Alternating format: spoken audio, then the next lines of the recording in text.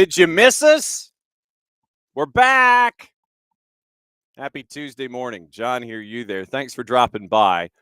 Apologies for yesterday. Considering I think that half of the world's functioning internet programming was down yesterday. The whole AWS thing got us too. And so that meant that we were waiting. And so this will be kind of opening kickoff. Obviously, it was cleared up by about noon, and we were able to function last night. For those of you that might have missed us, we were at the brew house, and we gave soccer over there, and we had picks of the week, and we went through everything going on in Champions League, which is today. We'll go over juice boxes and that and all the other things that are happening in and around the planet. Sean Dyche is official. We'll get into that.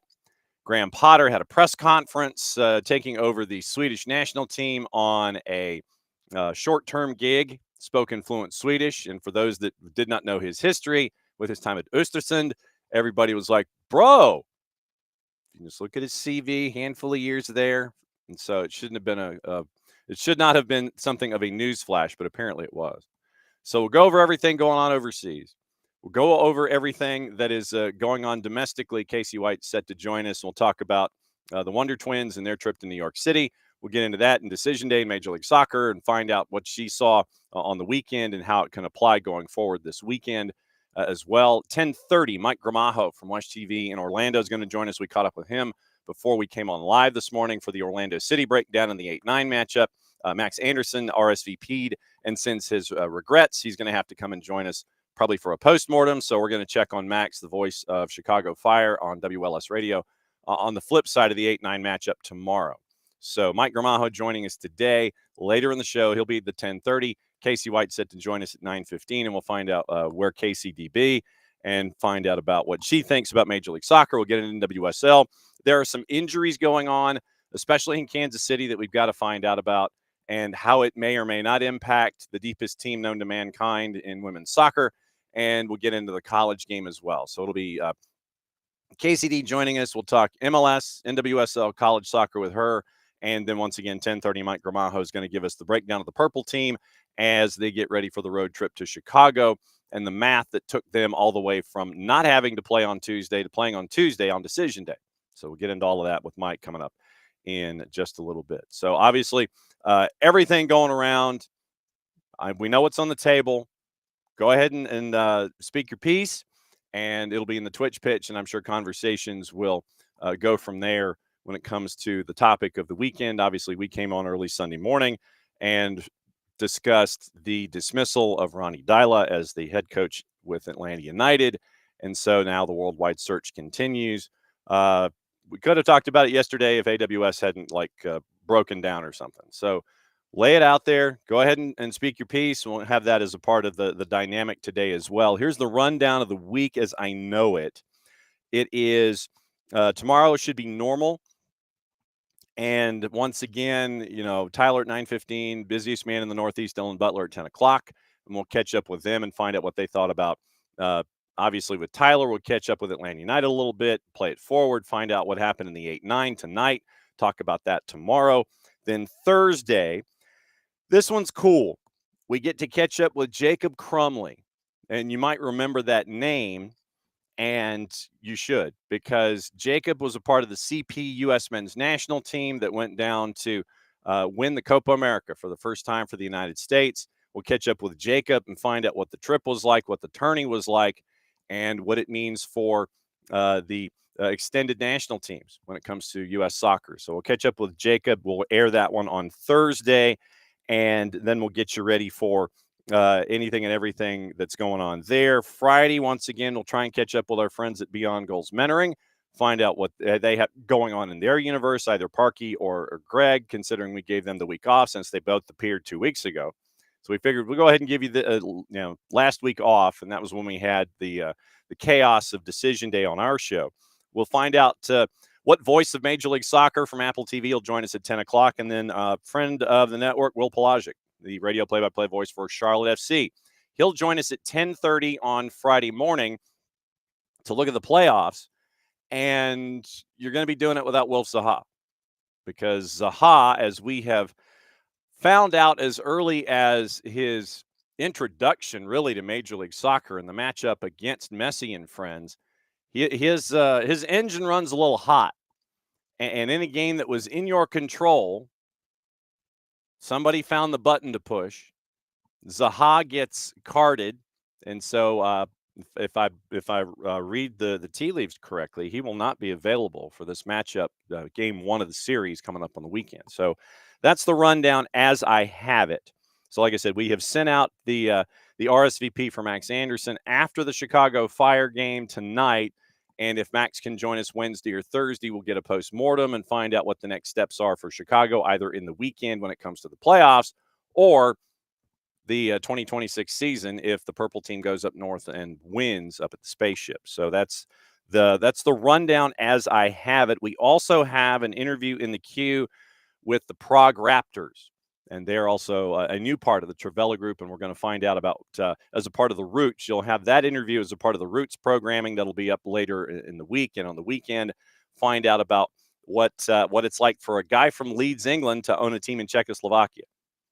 So that'll be on the Roots, powered by our friends at NoFo Brewing, and we'll have that one on tape on Thursday, and that'll be up on the weekend. So that's the rundown of the week as I know it. Obviously, we'll go backward here a little bit and do opening kickoff, brought to us by our friends at Kickoff Coffee and kickoffcoffeeco.com, because there is a piece of video that I wanted to show you from the weekend in and of itself. There's your QR code. Once again, you hit that QR code, you go into Kickoff Coffee and kickoffcoffeeco.com. Buy out the store, please. Because then what you can do is you can buy out the store and get it at a 15% discount. So you're still walking out the door with 15 cents on the dollar. Use the code SoccerDownHere15. You get 15% off your purchase. They, in turn, meaning our friends at Kickoff Coffee, take 10%, reinvest it in youth games, youth initiatives, brought to us by our friends at Kickoff Coffee and kickoffcoffeeco.com. For those of you that were at Mercedes-Benz Stadium on the weekend on Decision Day to see the farewell of a particular individual, he was doing the car wash. And he had to get there like really early because we were there, I want to say like 4. And a particular individual was on the field answering questions about his future from our friends at MLS Countdown and AppleTV. Here is the key question that was asked by our friends at AppleTV about his future. And we'll find out what the question was, and we'll see if there's a bit of an answer or if we're going with the status quo. So you may remember this if you had MLS Countdown on your favorite device when you were tailgating or watching from your home.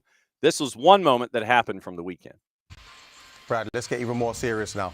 With retirement, you get a lot of spare time. You get a lot of spare time. You get around to do things that you couldn't do while you're playing.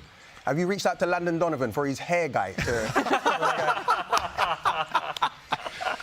And if you have, send me the number, please. I'm gonna plead the fifth on that one. Yeah, I mean, listen, I think I'm gonna stick to the ball route. I've seen it.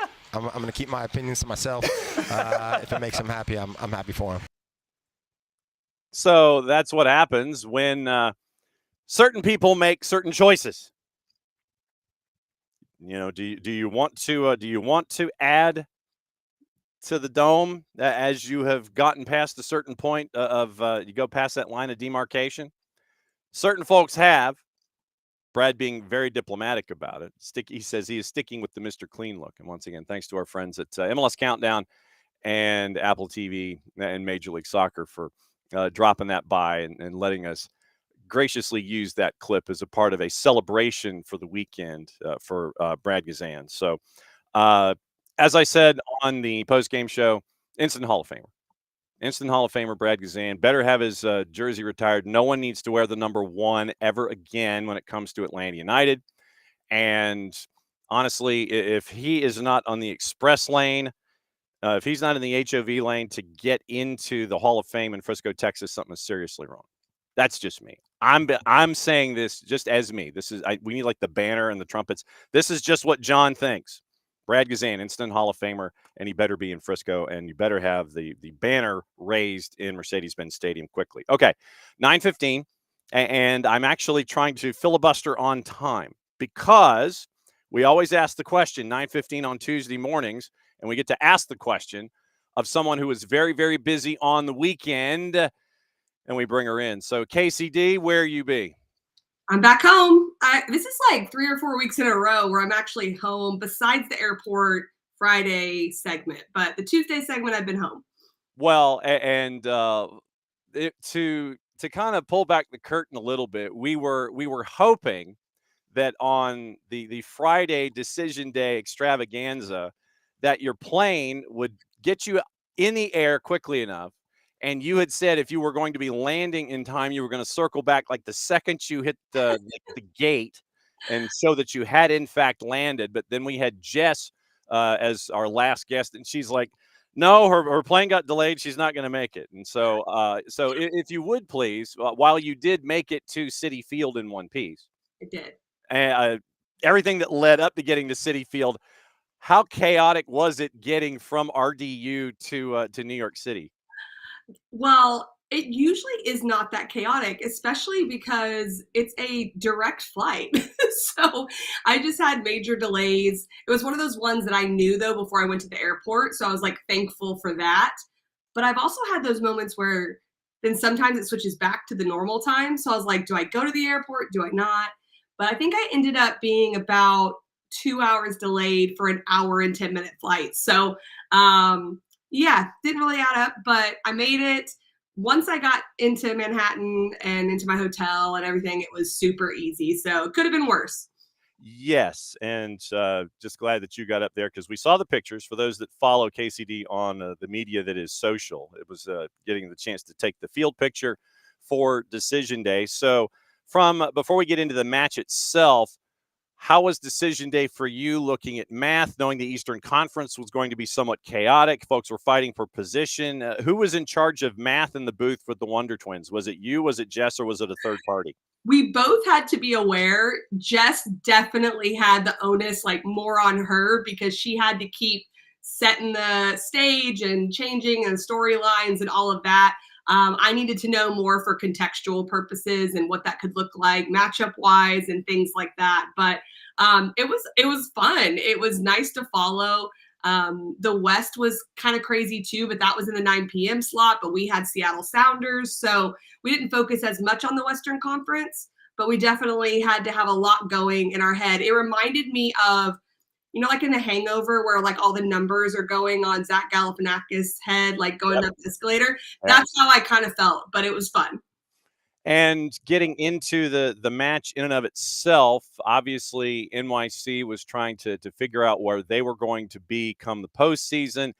And it was, you get into the math and you get into all of the dynamic of it, break down the match and what your biggest takeaways were in that match itself as you were getting ready for making sure that anyone and everyone was getting to see what Seattle was doing, because Seattle had nothing to play for. They were locked in the middle of the Western Conference. NYC was involved with math. What were some of your takeaways from Seattle and NYC?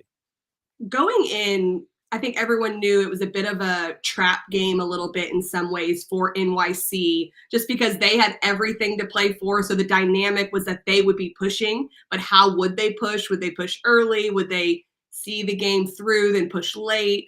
And you didn't know how Seattle was going to approach it. All week leading up to that, Brian Schmetzer said, we're not going across the country to lose a game, which totally understand him saying that.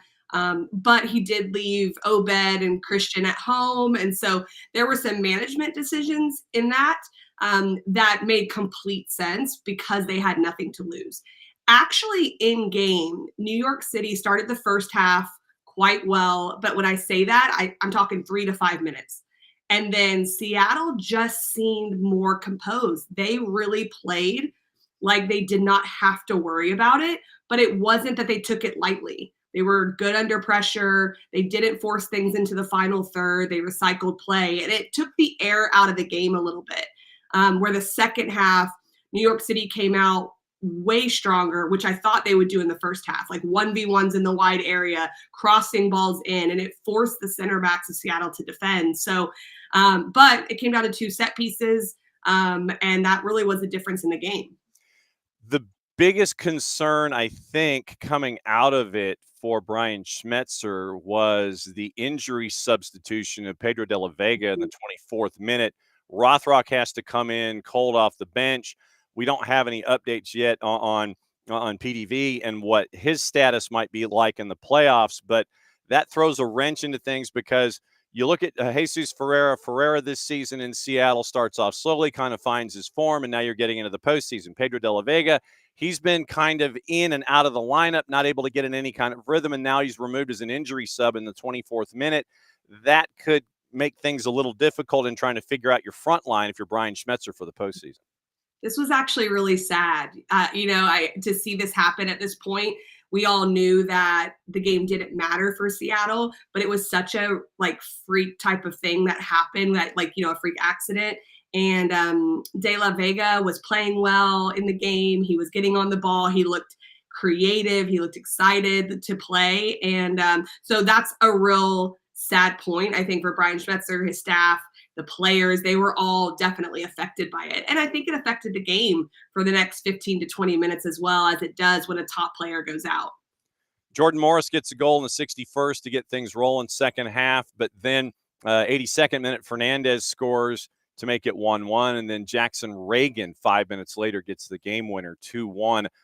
How did, after they get the equalizer in the 82nd, what was it like from you to see how Seattle responded in a game that didn't mean anything in the standings, but it still meant enough for them to continue to push the pedal down and get that goal 5 minutes later? If I'm being honest with you, I don't feel like they changed a lot from the first 80 some odd minutes. They just ebbed and flowed a little bit. They defended when they had to. Jackson Reagan was unbelievable aerially, defensively in the penalty area, especially after Alex Roldan went out, who had a really good first 60 minutes next to Reagan. But what they did, Seattle, was they just continued to, when they were in possession, take care of the ball. And by doing that, New York City then had to chase. And they were chasing, and they earned a corner kick, but they were efficient. And that was the one thing when I was speaking to Brian Schmetzer, he did say was he wanted to get back to their goal-scoring ways. Did they create a lot in the run of play? Not necessarily, but I think that was part of just the game. But they were efficient, and he hadn't seen that in previous weeks. And so I know he's going to be very excited about that and what he saw with New York City. Seattle as your 5. Once again, they were waiting for their opponent. It eventually evolves into the man in the white T-shirt and the quarter zip sweater vest, Eric Ramsey, and his style of play. So it's Minnesota and Seattle in round number 1. I'm intrigued because once again, you get this clash of styles, and this one is set up for the late game on Monday night. Minnesota, to me, they kind of play like the ball's got cooties. It's, we don't want nothing to do with it. Y'all can have it. We'll sit there and you can have possession. And the numbers traditionally for Minnesota, they look skewed, and you're sitting there going, dude, what are they doing? But that's their plan. They don't want the ball maybe 40% of the time tops, but they want to take your pressure. They want to be clinical. They want the turnovers. They want the short field, and they'll be clinical in their chances. You get Seattle on the flip side there, and they want to kind of play throttle wide open a little bit. That 4-5 should be interesting with a contrast of styles. Great matchup. It was an anticipated matchup when we were speaking to Brian Schmetzer, and going with, do they go with a single forward? Do they go with the 2 front? And he was thinking about maybe using that against New York City, but he wanted to take one game at a time. So they're trying to figure out how they're going to break down that defensive block of Minnesota. And you're right about Minnesota. They're completely fine out of possession. But the reason is they are clinical. They do have finishing efficiency, and they do want to entice teams to come at them, to get in expansive shape, to give ground, to give space so they can try to occupy behind the back line in transition. So it is a clash of styles, and both teams are really good at what they do. Then the other 4-5 through the evolution of math. Charlotte is your 4. They are going to be hosting game number 1 in their series on Tuesday. So by the time you come back next week, we'll have a better idea as to what Charlotte is going to be doing, getting ready for NYC at the bank. And I'd mentioned it before you came in, and we have noticed this season with Charlotte that legitimately, if you want to really push some buttons, you do that on Wilf Zaha. Literally, it's like, the the guy that you sit there and you're standing next to him and you take your index finger and you sit there and you poke him in the sternum and you sit there and you go like, and Wilf doesn't want to take it. It's just like, stop poking me, stop poking me, stop poking me. You don't get to that third one. He'll grab your index finger and he'll try to sit there and do something with it. But that cost him in this last match, and that could be big, at least for an early step for NYC on the road. Jessica and I actually, as we're looking at scores after the broadcast, we had gotten off of post game and we already knew the score of Charlotte beating Philadelphia. And then I go, wait, there's a red card, Zaha. I was like, what is he thinking? Like, you're up, you're fine. Like, what are you thinking? And so we didn't know at the time what had happened or what he had done or things like that. But as a top player, you have to be better. You have to have more emotional control. And I do believe, and I'll be a bit of a player here for a second, players that are just so successful sometimes just have moments where that happens. But like, I think of Zidane in the World Cup, and I'm like, what was he thinking? But obviously he had something that made him very special, but then he had moments of that loss of emotional control. I see that with Zaha here too. That's exactly what I think about. That is so harmful to his team. Going into the playoffs is just a moment that you react, and what you do is you send a message that other players can do that, and they're going to get to you. So it doesn't stop. And I think that's what's so harmful about it. Yeah, early in the season when he had his first matchup against Messi and friends, he was getting fouled from one end of the bank to the other. And it was one of those where you're going and Wilf gets fouled and he keeps getting knocked over and knocked over and knocked over. And this was the big TV game that started the season for Messi and friends in Charlotte. Hey, here's Wilf Zaha. So Zaha keeps getting knocked down and knocked down and knocked down. And he's literally looking at center F going, where's my call? And he's not getting it. And his engine continues to get hotter and hotter and hotter. We saw that early example, and it hasn't changed in his MO. And we've seen it all season long. As a player, let me go back to last Tuesday when you were a player in the pros. And when it comes to emotional control, how difficult, is it to exhibit emotional control, understanding the context of everything going on around you? And for someone who is a teammate that runs a little hot, how can you have them still be themselves, but tell them, look, dial it back a little bit emotionally so you don't cost us in these situations? That's some really good questions. I will say that I feel for him because, and you can correct me if I'm wrong, I believe he's the most foul player, if not one of the most foul players in Major League Soccer. I'm pretty sure he was up there at least a few weeks ago. Yeah. So it's a case of at some point you're just over it. And I can see that this was away from the play when this happened. So no teammates around him to even be able to really settle him before there's a reaction in those moments.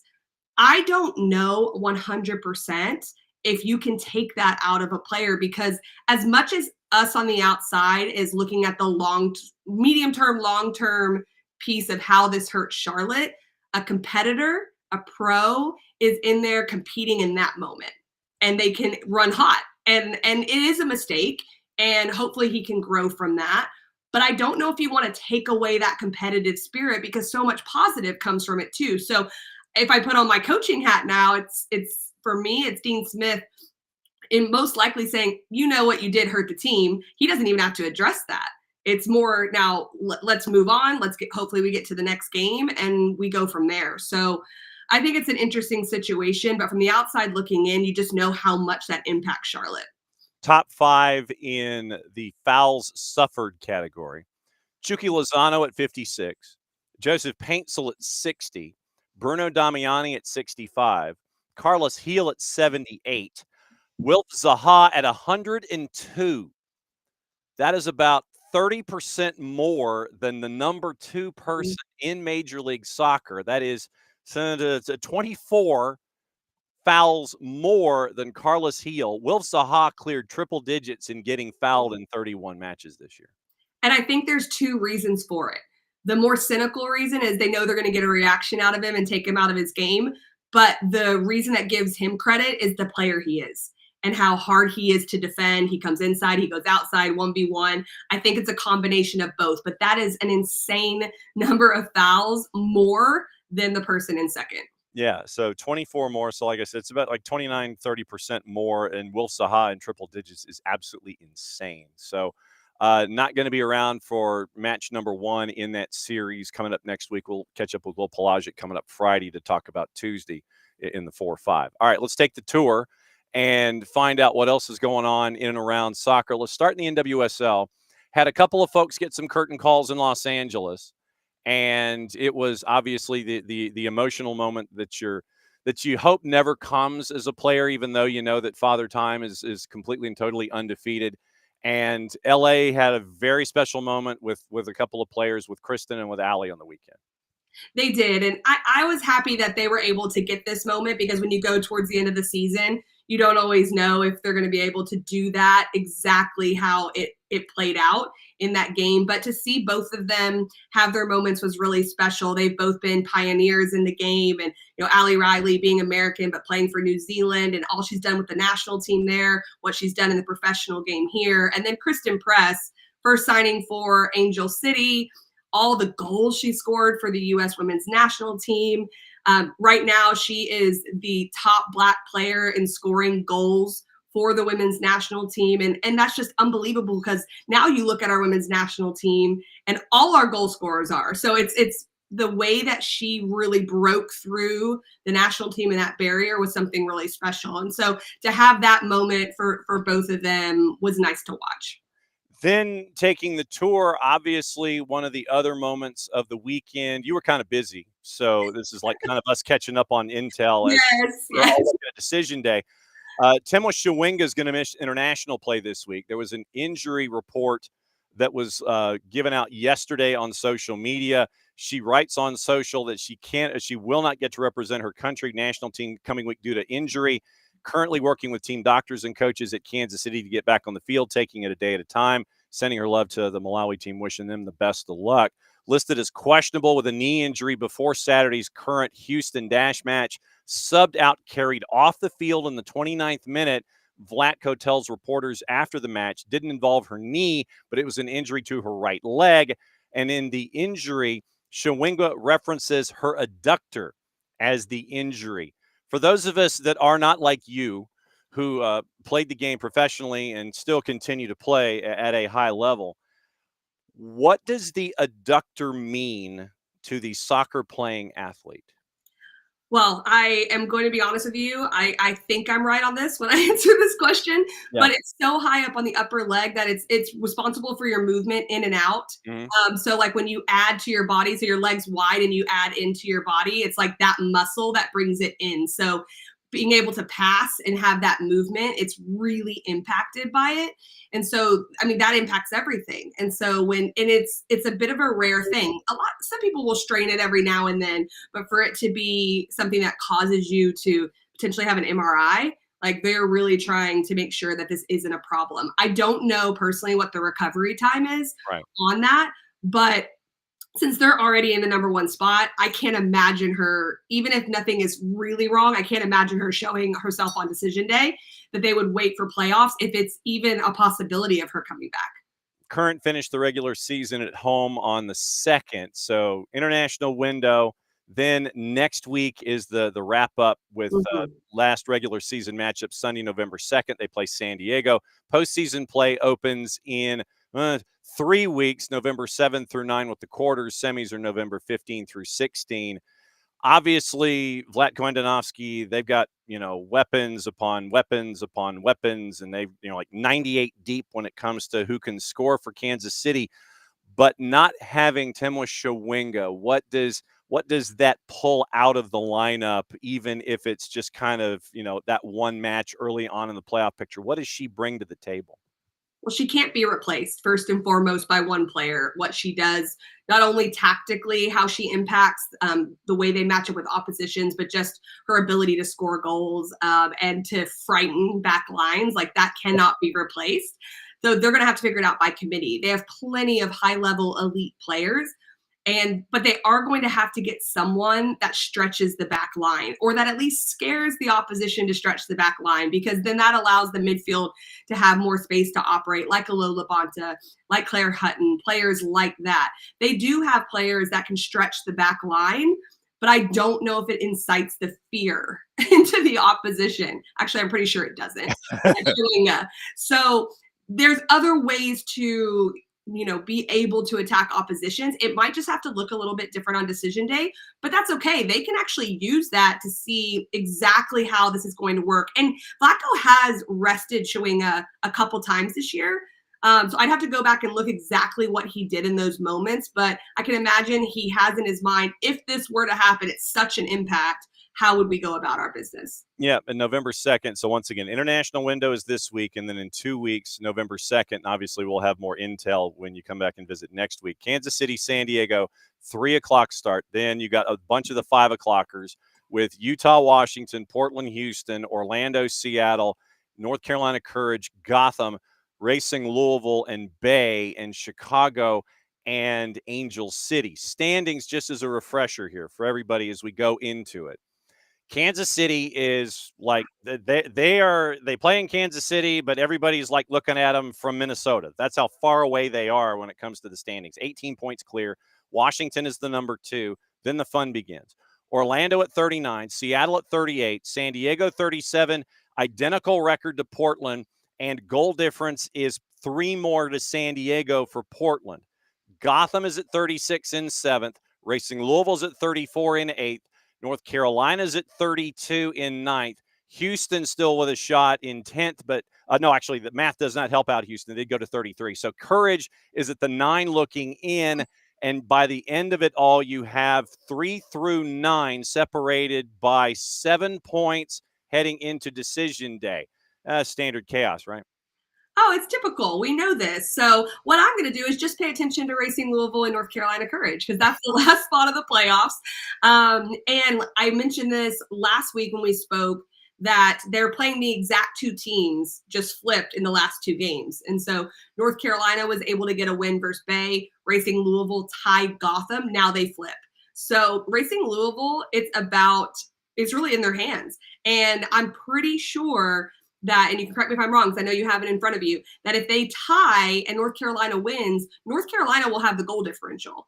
And so that is something that, at least for Racing Louisville, they know they need to go after it. And so it makes a lot of fun at the end. Yeah, so here's goal difference right now. Courage right now going in are -3 in goal difference. Racing Louisville is -4 in goal difference. So literally you are looking at a 1 goal difference between those 2 teams separated by 2 points. So if Courage win, that's 9 wins. If Racing Louisville draws, identical records, then you've got to go to goal difference, which is all the way over to the right-hand side, and you're going into that day separated by only 1 goal. If North Carolina if North Carolina say, literally, they got the 1 goal advantage. So that's all they need. And then they'd be okay with math. Oh, my gosh, my head is starting to hurt already.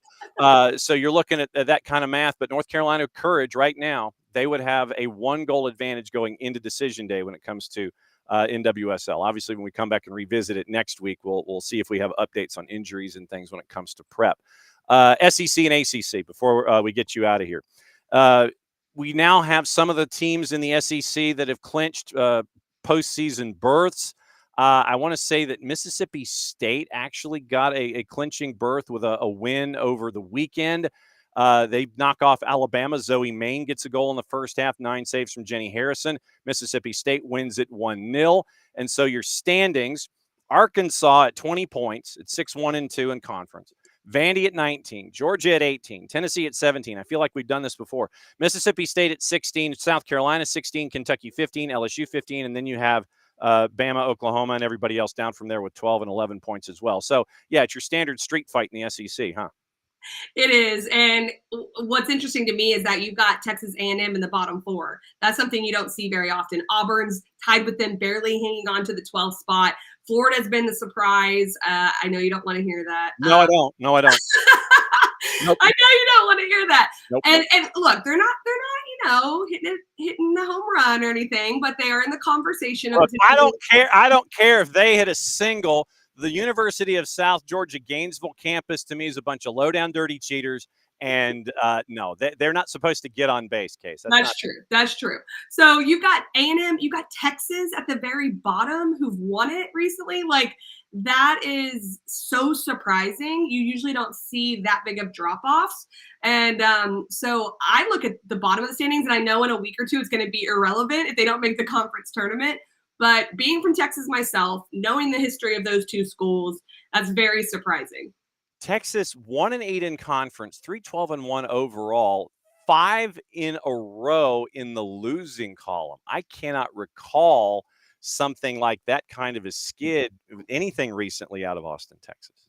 No, it's really surprising. And over the last year or two, they have lost some really big players in Trinity Byers and Lexi Missimo, players that are playing professional in the NWSL or the USL Super League. And these were players that were setting records from an NCAA perspective.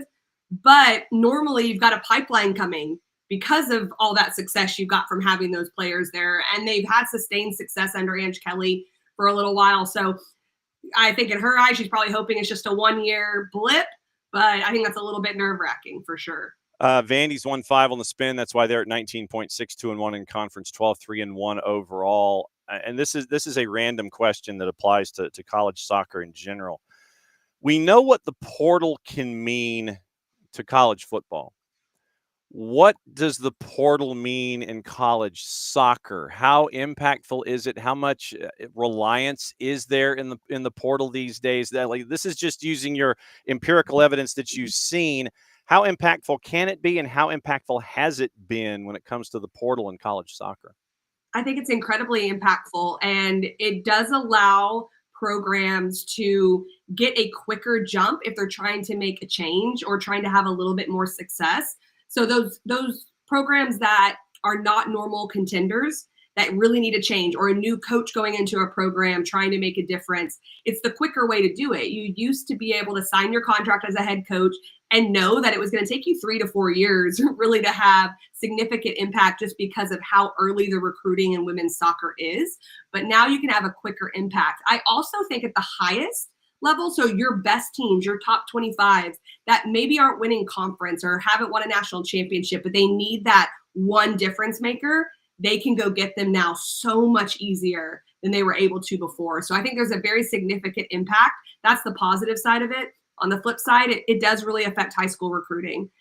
Maybe not your top 1-2 percenters, but the player that's playing at the mid-major level potentially that was getting recruited there is now having a hard time because it's like a trickle-down effect where people transfer and people go into the portal. And so coaches are more willing to take players that have 1 year of proven college eligibility and playing time, which I don't blame them, but it affects the high school recruiting. So there's a lot of nuance to it. Women's soccer on the ACC side, Stanford and Notre Dame. Notre Dame, I think the last time they lost might have been February. They've won 11 in a row. 12-0-1 in 12-0-1 in the overall, 7-0 in conference, but they're still a point behind Stanford. They've got a match in hand, 7-0-1 to 7-0, 22 points to 21, and then it's everybody else. Cal at 16 in conference. Virginia, NC State, identical records at 14. Louisville and Florida State, identical records. They have played one more match than Virginia and NC State. They're both at 14. Duke is 4-3. Carolina's 4-3. Wake and Clemson are at 11 points. SMU at 8, and then everybody else down from there. BC, Syracuse, Pitt, Miami, the University of Coral Gables, and Virginia Tech are both at 0-7-1. Where's your Ramses mug, by the way? Oh, I don't have him today. I forgot. I've got my Tobacco Road golf mug. Okay. So this is what happens when you go and play golf on Tobacco Road. You end up with something other than, say, a golf club or a putter or a golf towel. You end up with the Tobacco Road golf mug. You have to. You got to get a souvenir somehow. Absolutely true. So you look at Notre Dame and Stanford and everybody else on the women's side, and Duke and Carolina at 4-3 in the middle of the pack. Well, there's 3 points separating, I believe, 4th through 11th. And 11th or 12th. I think Clemson and Wake are both tied at 11 points, which Wake was a top 10 team here just a little bit ago and still is highly ranked and highly touted. And you got Duke and Carolina right above them.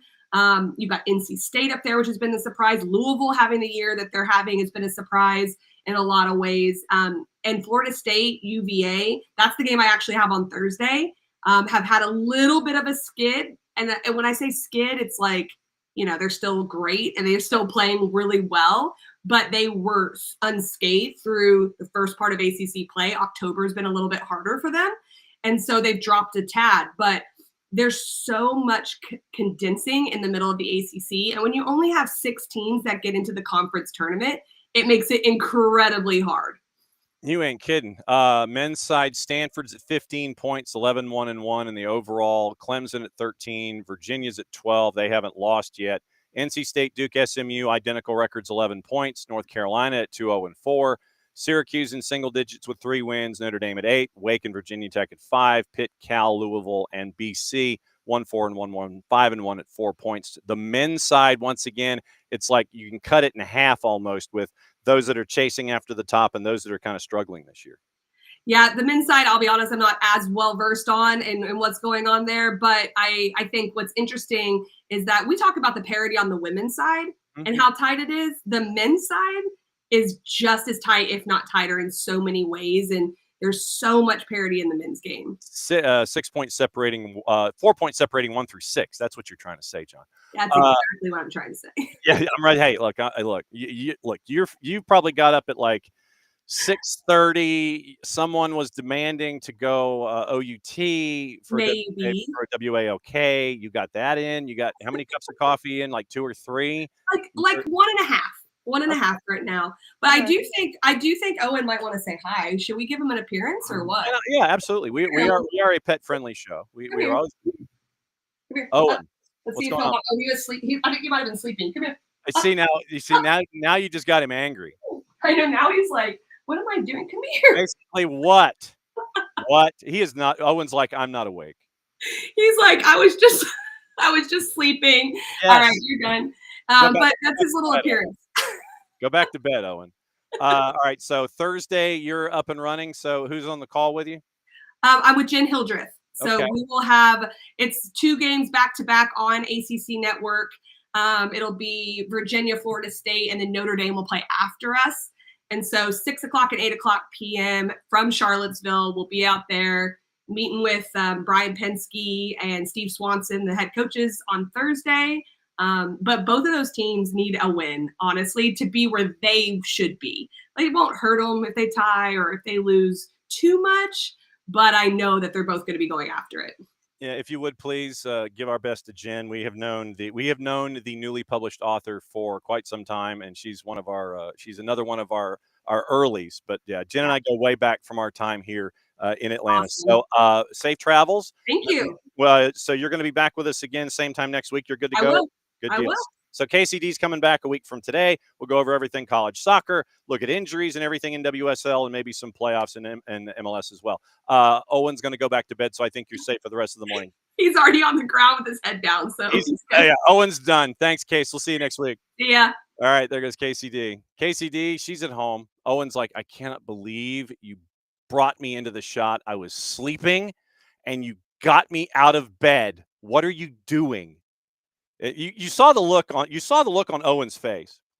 Legitimately, Owen, after he was dragged out of bed by his mom, he looked like he was either cross or incoherent, and you end up with Owen going, I can't believe you just did this. And so Owen shows up on camera, and he gives mommy kisses, and then Kacey has to finish the segment. So that's kind of where we are. All right. So it's always great to catch up with KCD and find out what's going on with her tours. And so she and Jen Hildreth. Okay, that's cool. So like I said, we've known Jen forever, and we still have to get Jen on to talk about her book, because Jen wrote a book, and there's the writing of a book the first time is always the most difficult jigsaw puzzle to do.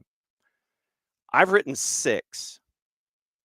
I miss writing books. I really do, because I enjoy the quest and the jigsaw puzzle and piecing it together and hoping that everyone else will enjoy reading it and consuming the information as much as you did in piecing it together. So we need to get Jen on to talk about piecing the book together and what her existence is like. So we will, I'm going to text her when the show is over so we can catch up with her and find out what's going on in the world of Jen Hildreth at some point when it calms down. Maybe in the week leading into Decision Day in NWSL. See if we can catch up with Jen.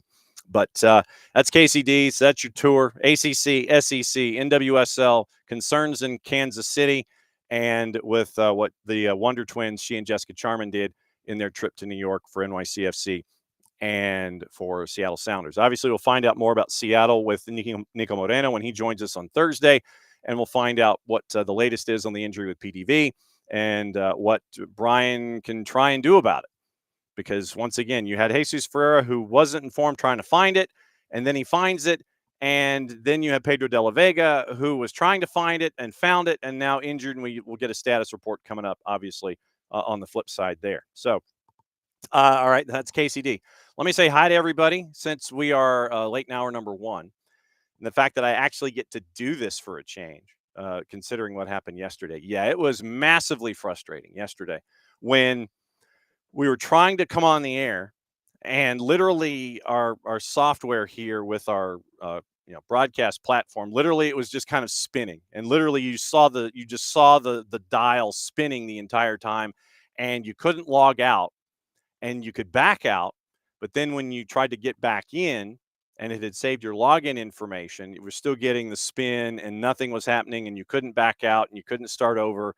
And 5 minutes at a time, I'm Xing out of Windows, trying to get back in. Same thing's happening.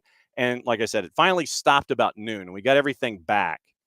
But we were there for soccer over there last night at Brew House, and everything's off and running today. So once again, as always, thanks to KCD as she takes the tour with us on Tuesdays. Let you know what else is going on around the planet with her. Mike Gramajo, once again, WESH-TV in Orlando, set to join us at 10:30, and we will discuss the life and times and the saga of the Purple Team as they get ready to take on Chicago in the 8-9 matchup to figure out who heads north and gets to find out what the rest of their playoff schedule is going to be in the Eastern Conference. So the 8-9 game, and we'll get into juice boxes and all that kind of stuff. So tomorrow it is the 8-9 at 8:30 at and it's in Bridgeview. It is not at the spaceship because of this thing called the National Football League. So it is in Bridgeview at SeatGeek in the 8-9.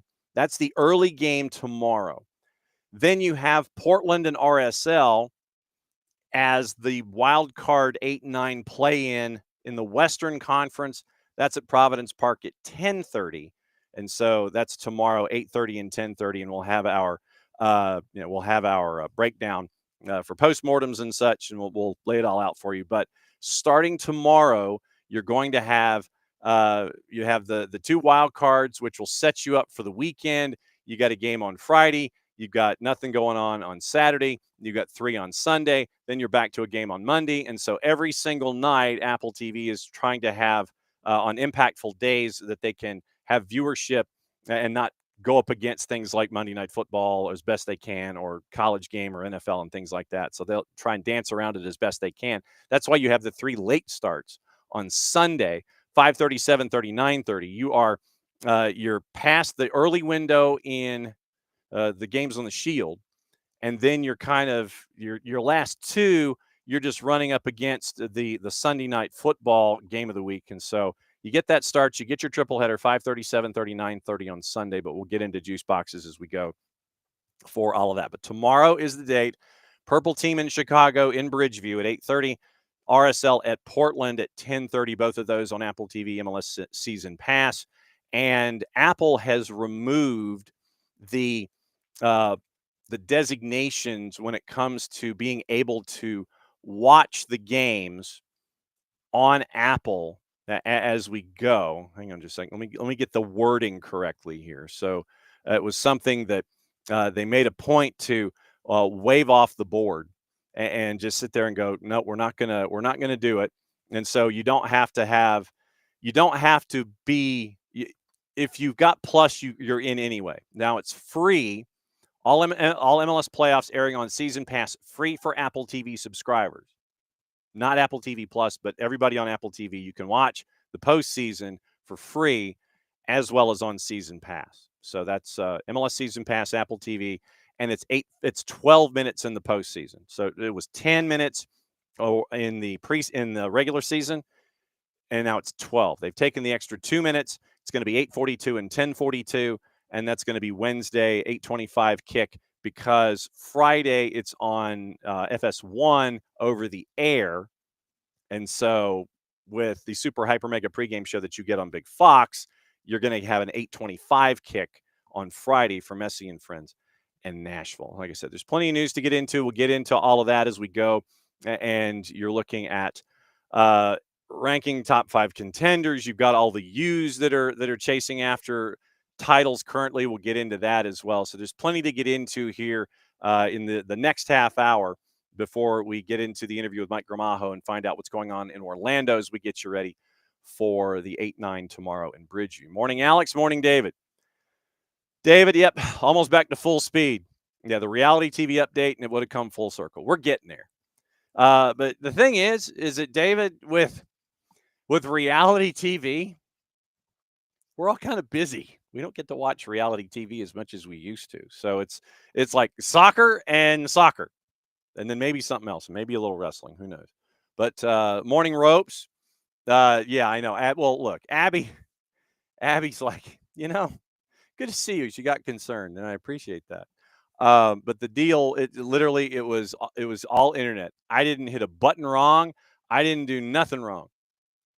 But apparently one window into the AWS system blew up like half of us, and we were part of that half. Yeah, Philly being Philly. Morning ropes, morning Modiflow. And Abby, you were not alone. A lot of us wanted the whole thing for Brad to go out on top. And it was obviously incredibly disappointing for everybody that it was a 1-1 draw by the time they were done. Alex agrees with everything what I said about Brad except for the number retirement thing.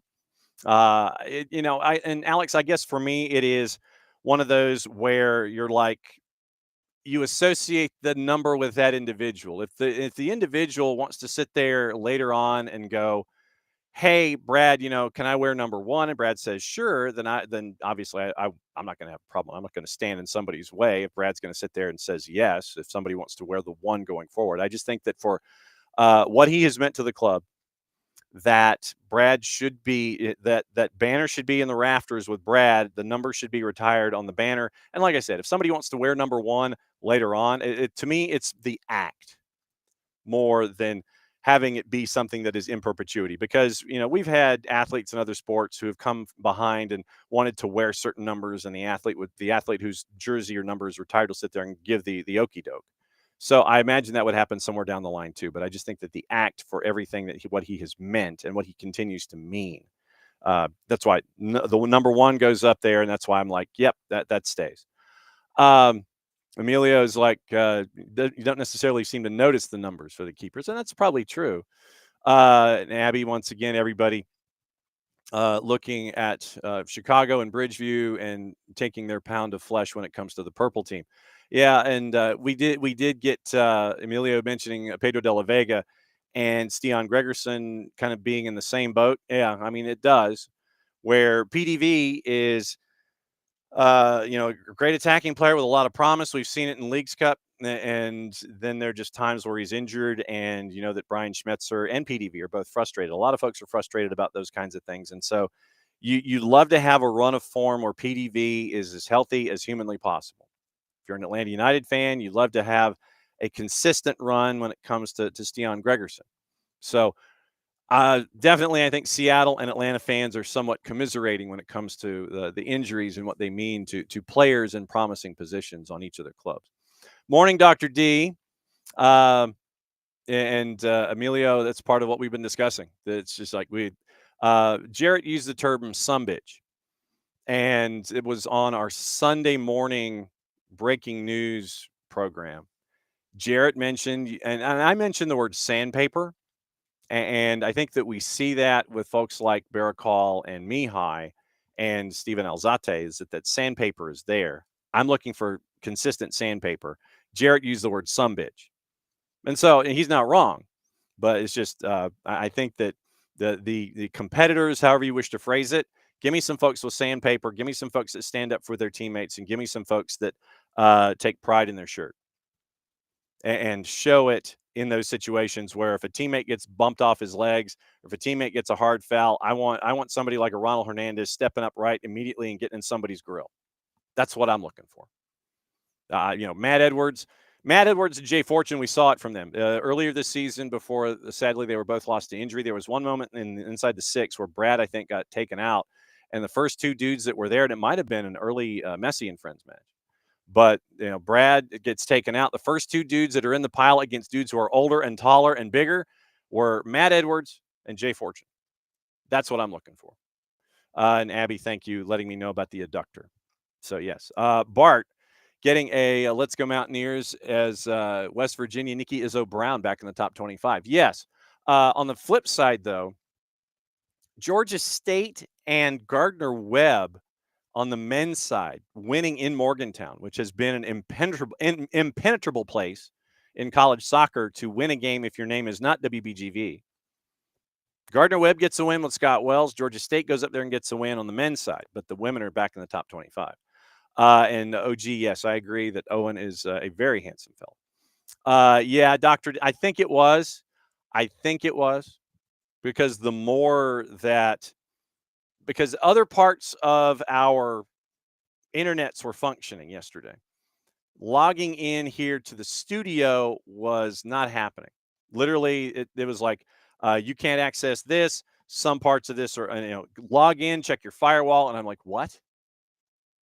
So no, that was not happening. And yeah, so I think it was the AWS thing, Dr. D. I think you are correct.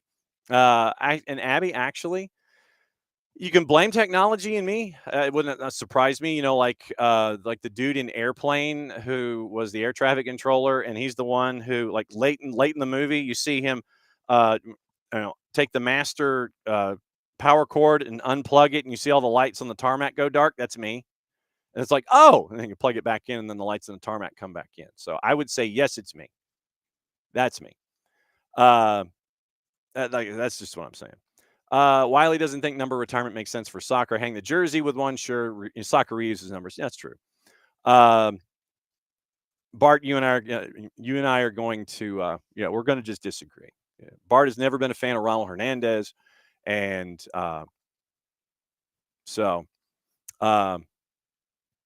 yeah, like I said, Bart, you and I we're just gonna disagree. We're gonna disagree. Bottom line. Yeah, we're, like I said, and we will have discussions all over the board. Trust me, there's one player I know that we will disagree on, and it is Ronald Hernandez.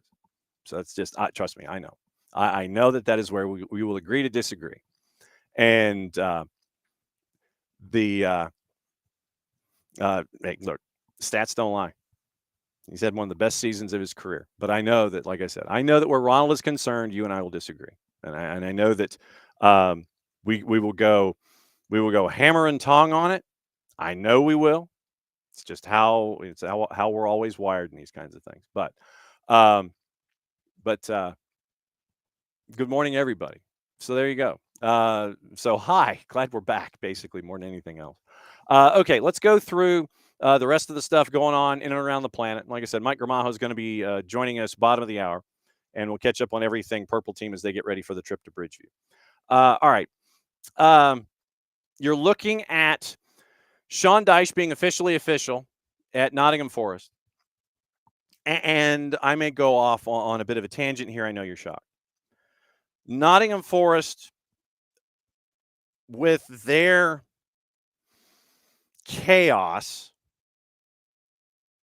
you finally get a decision made that really should have been the decision all along. And we are having teams that are making roster decisions that are in Major League Soccer. We had some in Montreal yesterday. We have some in St. Louis today. So the information is trickling out. You have until the Wednesday before Thanksgiving to make your choices. Dr. D's wondering how long till Liverpool cleans house. I don't know if they clean house. I just, so since you've asked, Dr. D, let's do this. Liverpool. I think that where Liverpool is concerned, that Alexander Isak looks incredibly uncomfortable. I don't think he has fit in since he walked in the door. It has been uncomfortable at times because you know the level of expectation that is attached to a price tag for Alexander Isak. And now Isak is basically being told that, you know, you need to sit and Hugo Ekitike needs to be the one who is getting the starts. So let's check stats specifically for Liverpool. And we'll check the stats here and we'll run through the early numbers. So player stats specifically, let's go Liverpool. Okay. So as I sit here and I try to look at the numbers. All right. So Ekitike right now has 3 goals, Cody Gakpo with 3, Gravenberch, Chiesa, Salah with 2 each. I started my season with Mo Salah as a captain, and I have stuck with it, and it has probably cost me a lot instead of going with Erling Haaland as my captain. It's like you could choose in Premier League fantasy one of 2 dudes who had a salary far and beyond everybody else. In the forwards, it was Erling Haaland. In the midfield, it was Mo Salah. And so I went the Salah route thinking that folks were going to try and figure out how to pin down that we're going to pin down Erling Haaland. Manchester City wasn't going to be getting off to the start that we saw. And so I went the Salah route, and it's cost me so far. Mo Salah only has 2 goals so far. Rio has a goal. Szoboszlai has a goal, and that's it. 6 different goal scorers this season, 2, 4, 6, 8, and 6 is 14. 14 goals so far this season for Liverpool. And that's it. 14 goals. You did not hear me mention Alexander Isak. So since the league website has not done a stand-up job when it comes to laying out all of the statistics. Okay, so here we go. Let's go to FBref and look at Liverpool. So right now, matches played, you have Szoboszlai, Van Dijk, Salah, Konate, Milos Kerkez. They've all started 8 and played in 8. So then you go once again into the goals. The same number of goals that Alexander Isak has is equal to Van Dijk, Konate, Kerkez, McAllister, Alisson, Wirtz, Connor Bradley, all added up. The answer is still 0. So Isak has only played in 4 matches. He has 1 assist. That's it. 4 matches, 3 starts, 1 assist. That's where Isak is right now as a part of this. And, you know, 0.36 assists per 90 minutes, virtually non-existent in a lot of other scoring columns. Then you go to Hugo Ekitike, who is tied for the team lead in goals, 7 matches played, 5 starts, 1 assist along the way, progression, all that kind of stuff. So you click on the Ekitike stats. Premier League, 7 matches played, 411 minutes, 3 goals and an assist. 2 Champions League games, 100 minutes, nothing on the board so far, an XG of 1.7. So Ekitike in his percentiles when it comes to the offensive statistics. Top quarter in non-penalty goals. Top 10% non-penalty XG. Top 7% in shots total. Top 15% in assists. B+ in expected goals. An A player, top 6% in the non-penalty XG and XAG, expected goals. Shot creating actions, top 15%. Top 40% in passes attempted. That's not really his gig. Top quarter in pass completion. Top third in progressive passes. Top 6% progressive carries. Top 4% in successful take-ons. Top 5% in touches. It is top 10% progressive passes received. And he's also top quarter in interceptions and 3 out of 8 in clearances at 63%. Once again, not necessarily his gig. So then you go to Isak and click on Alexander Isak's numbers. The numbers that he has offensively, statistically, they're all top quarter. All of them when it comes to per 90 minutes. Lower half in actually lower third in tackles, lowest 10% in interceptions, lowest quarter in blocks, lowest fifth in clearances, and lowest fifth in aerials won. Being compared to folks like Vinicius Jr. and Dembele and Marmouche and Julian Alvarez, similar players. And then you can do comparison studies. But the scouting report for Isak ain't all that great. So you are having 4 matches played in the Premier League, 251 minutes, 1 assist, an XG of 0.9. Champions League, 2 matches, 86 minutes, an XG of 0.1. That ain't the numbers that you're supposed to get from somebody like an Alexander Isak. He just looked like he hasn't fit. And so the question is now, do you go with Ekitike over Isak? And that's what a lot of folks are yelling at right now. Do you do that? And I think that might be where they're leaning. Understandably so, you want Isak to get his sea legs under him to kind of understand what Arne Slot wants him to do. And you've got the numbers as they're laid out right now. We just went over the numbers and where they both stand statistically inside the Premier League. To Nottingham Forest, they finally brought in Sean Dyche. That's officially official. One of the keys in all of this was to make sure from Dyche's team and his own personal team and his perspective that he ended up getting a long-term deal. That was the biggest thing, is that he wanted a long-term deal as a part of all of this. And so you end up with the question there, is it going to go down? And it finally did. So Sean Dyche, stylistically, I think, was what should have happened in the first place. Because if you think about it, literally, if you think about it, so you know what Nuno Espirito Santo wants to bring to the table. You know how he is when it comes to his style of play, what he's looking for, and what he wants to do, what he wants to do performing all of that whole thing.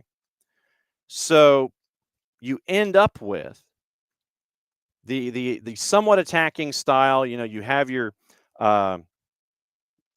moments that you pick, and then you go forward with it. But when it comes to all of the activity that's attached, if you're Evangelinas Marinakos, who wants to yell at your physios when the team was in the right, frustrating result, you go down on the field, you want to yell at your physio. Yes, I know that you're the owner and you own everything and that you are you have the mindset of, well, I paid for this, I can yell about whatever I want. That's not stopping Evangelinas Marinakos. Nuno Espirito Santo did. You'll remember that exchange on the field. He wanted to go yell at the physio. Nuno stepped in the way. And then you had that. You had Edu coming in as your new sporting director, which traditionally there was a straight line from Nuno to Marinakos.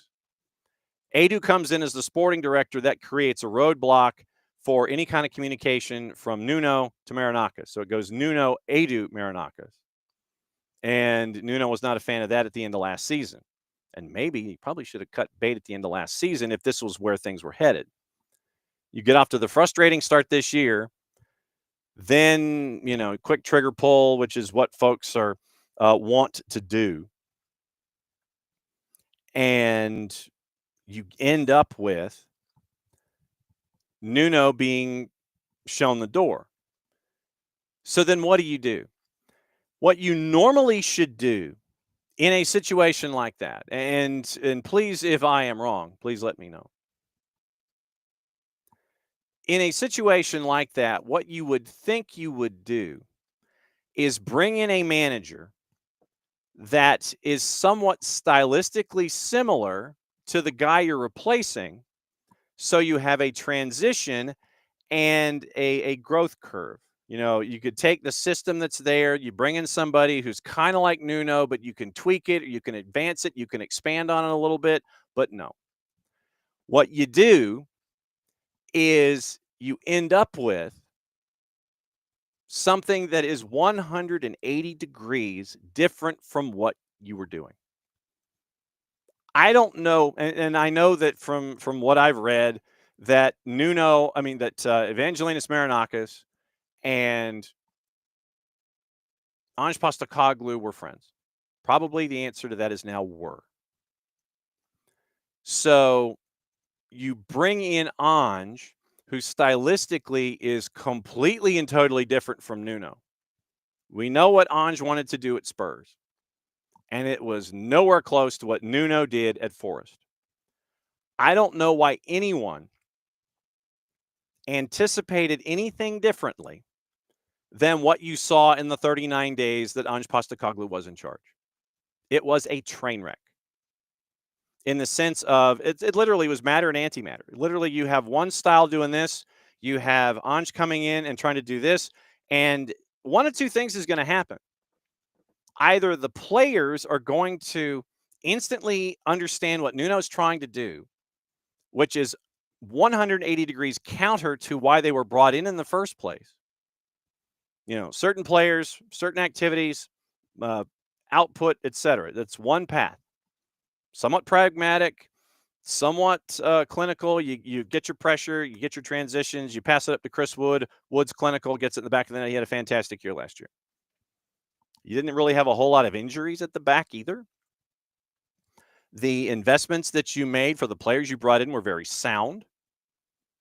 But then you bring in someone who stylistically wants you running all over the place like it's, like it's bumper cars at Six Flags. And with the players and the skill sets that were there, that doesn't fit. So for players to have to learn something 180 degrees from where they were on the fly, the anticipated result should be what happened in the 39 days that Ange was there. They weren't good. It's like putting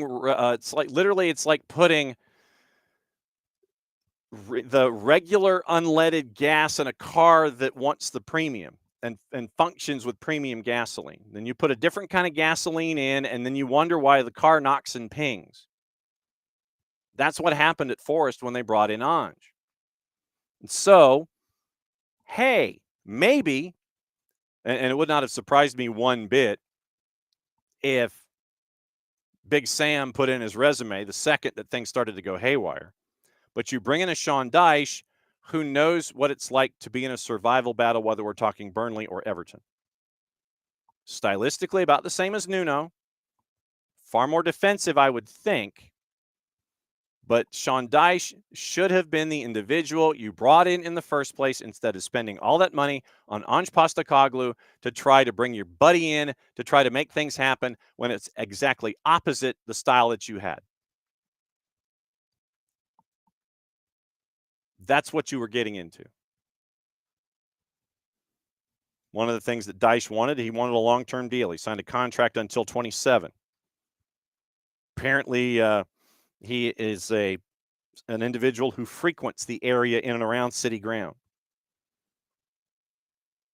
And so now you have Sean Dyche, who was already on the short list during the international break. Wasn't the only name on it. According to David Ornstein, past few days, a thorough process to decide who'd be the best match for both the club and the situation they will inherit, one in which Marinakis has sought the counsel of others. Search has been led by Global Head of Football, Edu, and George Sirianis, the Global Technical Director, involved numerous meetings, intense analysis of Dyche's data profile as a manager, and the study of numerous games he's been in charge of at Burnley and more recently Everton. Paragraph, David Ornstein, Athletic. His profile is similar to Nuno's in some key senses. Dyche sides have traditionally defended their own penalty area with genuine quality, something that became a trademark under the Portuguese last season. That defensive resolve was lost in the brief Postecoglou era, with his foresight conceding 20 times in those 8 games. Why do you think that is? The style of Postecoglou did not match the players that were brought in for the style of Nuno. So what do? You skip to the ending of the book, and you sit there and you go, hey, maybe we had the answer all along, and he should have been the guy we brought in the first place. It should have been Sean Dyche. If that's what you were doing, you want to be that way, you should have brought in Dyche and not brought in Postecoglou.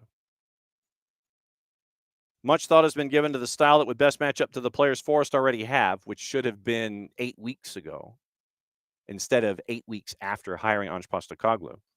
Little room for another major overhaul in the squad in this season's winter window, given the almost £200 million investment they made to sign 13 players. That's another tenet of a Marinaka side, is bringing in all the players. They had over 20 when Steve Cooper came in and tried to keep them from being relegated.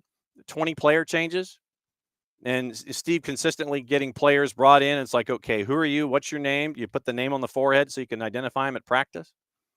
I give Steve Cooper a lot of credit. Well, all the inbound players, he kept them up until he drew the ire of Evangelinas Marinakis.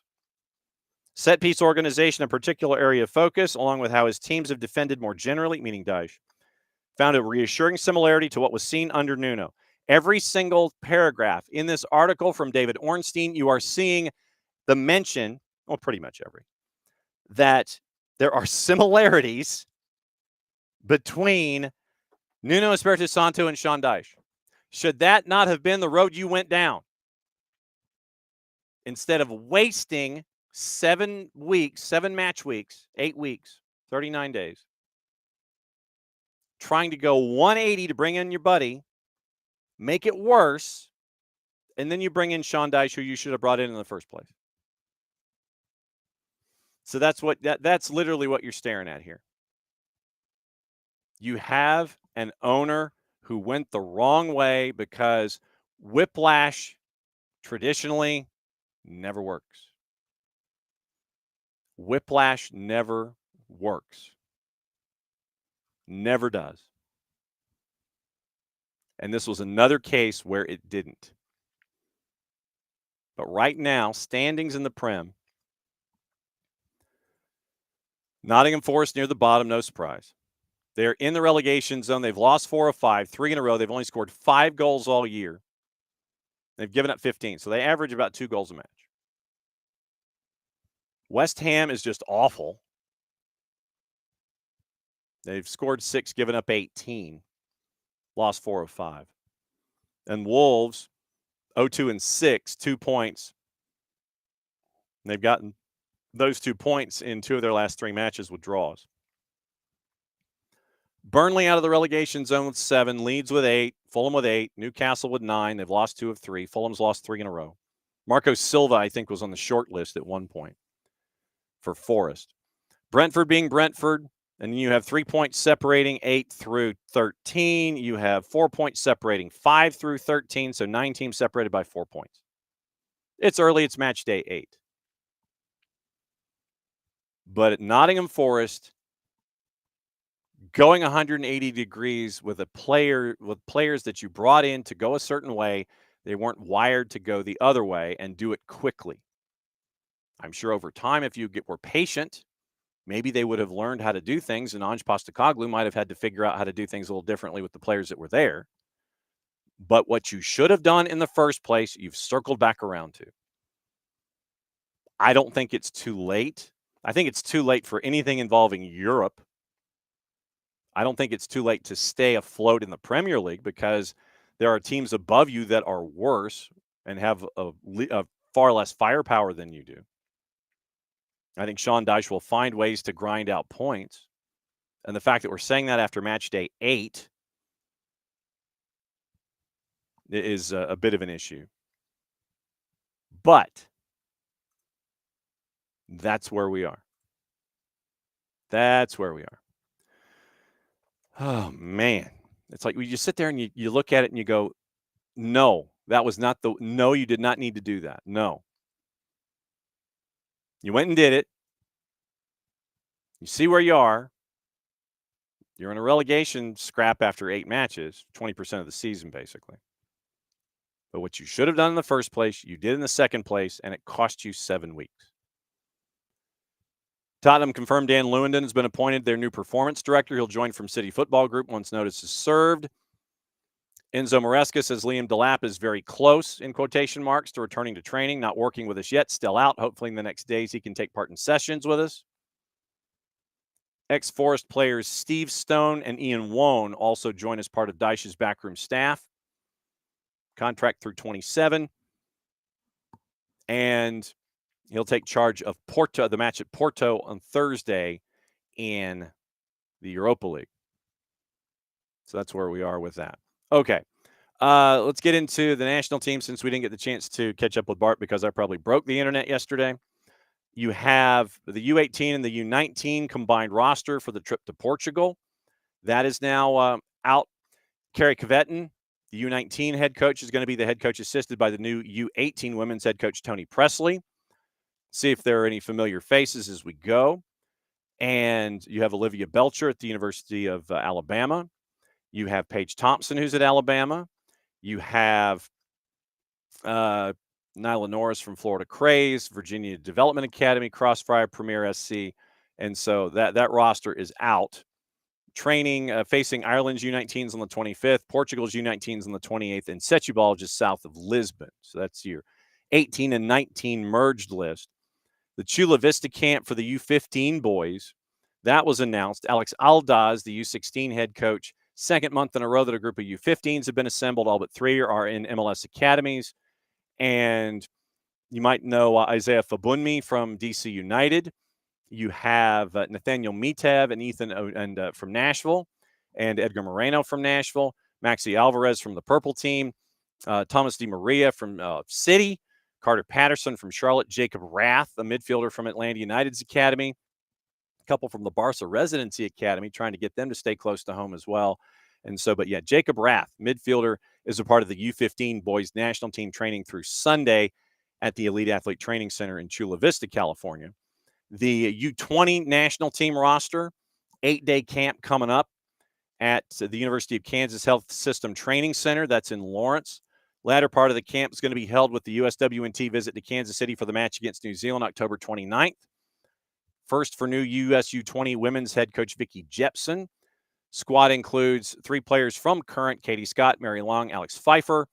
You have Keely Titmus and one of the keepers from Penn State, Charlotte Burge from Carolina Ascent in the Super League. You have defenders. I'm trying to see. We mentioned Katie Scott, Mason Smith from Alabama. Midfielders, you have Kennedy Fuller from Angel City, Ainsley McCammon from Seattle Reign, Ashlyn Puerta from Sporting Jacks. At forward, Mary Long, we mentioned her, Chloe Ricketts from Houston Dash, Celie Strawn from Dallas Trinity, Reese Mattern from Tennessee, Alex Pfeiffer from Kansas City Current. So a lot of great representation that is attached, all of that. U.S. Soccer confirms that it's going to be a quad bid. Mexico, Costa Rica, and Jamaica are co-hosts for the 2031 Women's World Cup bid. 30 cities are listed right now as those that are interested. Could be 40 with co-hosts, according to the U.S. According to U.S. Soccer. The decision, this bid was the only one in the barn. Made by the deadline, U.S., this was the only bid. It gets to be officially announced in April at the Congress in Vancouver, I believe. I will be interested when the bid book is made public. I want to see what the cities are. And I think that it is a legit chance that Mercedes-Benz Stadium will be part of the bid book when it comes to the Women's World Cup 2031 final. Should be. Bart says that NBS was featured in the video. It's the home of U.S. Soccer. It better be. It better be. So literally, when this happens in April and they let everybody know 5 years out that it's going to be in these 4 countries, Atlanta better be, at least the semifinal, better be the final. It'll be stack packed, and it will be an amazing environment in 2031. But that's not officially official as to the cities and the bids and all that kind of stuff until the bid book comes out. But April of 26 in Vancouver is what you're staring at for the announcement of announcements when it comes to all that stuff. Let's get into what to watch, where to watch it, how to watch it. And we'll get you into that before we bring on Mike Gramajo from WESH-TV in Orlando and he breaks down the activity with the purple team as they get ready for the road trip to Bridgeview. I shudder to think what that crowd's going to look like. But in Bridgeview for the matchup with the purple team heading to take on Chicago Fire. Today, Copa Sudamericana, Independiente del Valle, Atletico Mineiro. That's at 8:30. You can watch BN, all the BNs, Nuestra Tele, CDO, For the Fans, Liga 1 Max Pro, all of their content. TIC in English and Spanish, TVV, if you want to spend a little extra money. You can watch our buddy Nino Torres on Goal TV, and you can do that at Fanatis, fntz.co/soccer down here. Helps them out, helps us out, helps you out, and to continue your true degenerate nature of watching leagues you never thought that you could ever watch. CBS Sports Network's got Newcastle Benfica at 3, being in Espanol simulcasting the Sudamericana. If you missed it, Howard Hamilton, the founder of Soccer Metrics, has a show up about the preview of the Libertadores Femenina final. I'm sure Howard will have yet another program coming up discussing the Femenina final. You can catch that as a part of our programming here on SDH Network. One matchup in League One, P-Hop and Spokane. That's at 6:30. CONCACAF Central American Cup, Cartagenes and Motagua is at 10. Paramount Plus has all the matchups in the Champions League, 12:45 and 3. We'll get into those in a sec.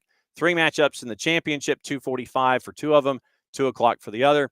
U17 World Cup, USA and China is at noon on FS2 as they try and follow up their opening victory in Morocco in the U17. So let's see if there's anything going on in the college game today that you can have on the pluses or any of the B1Gs.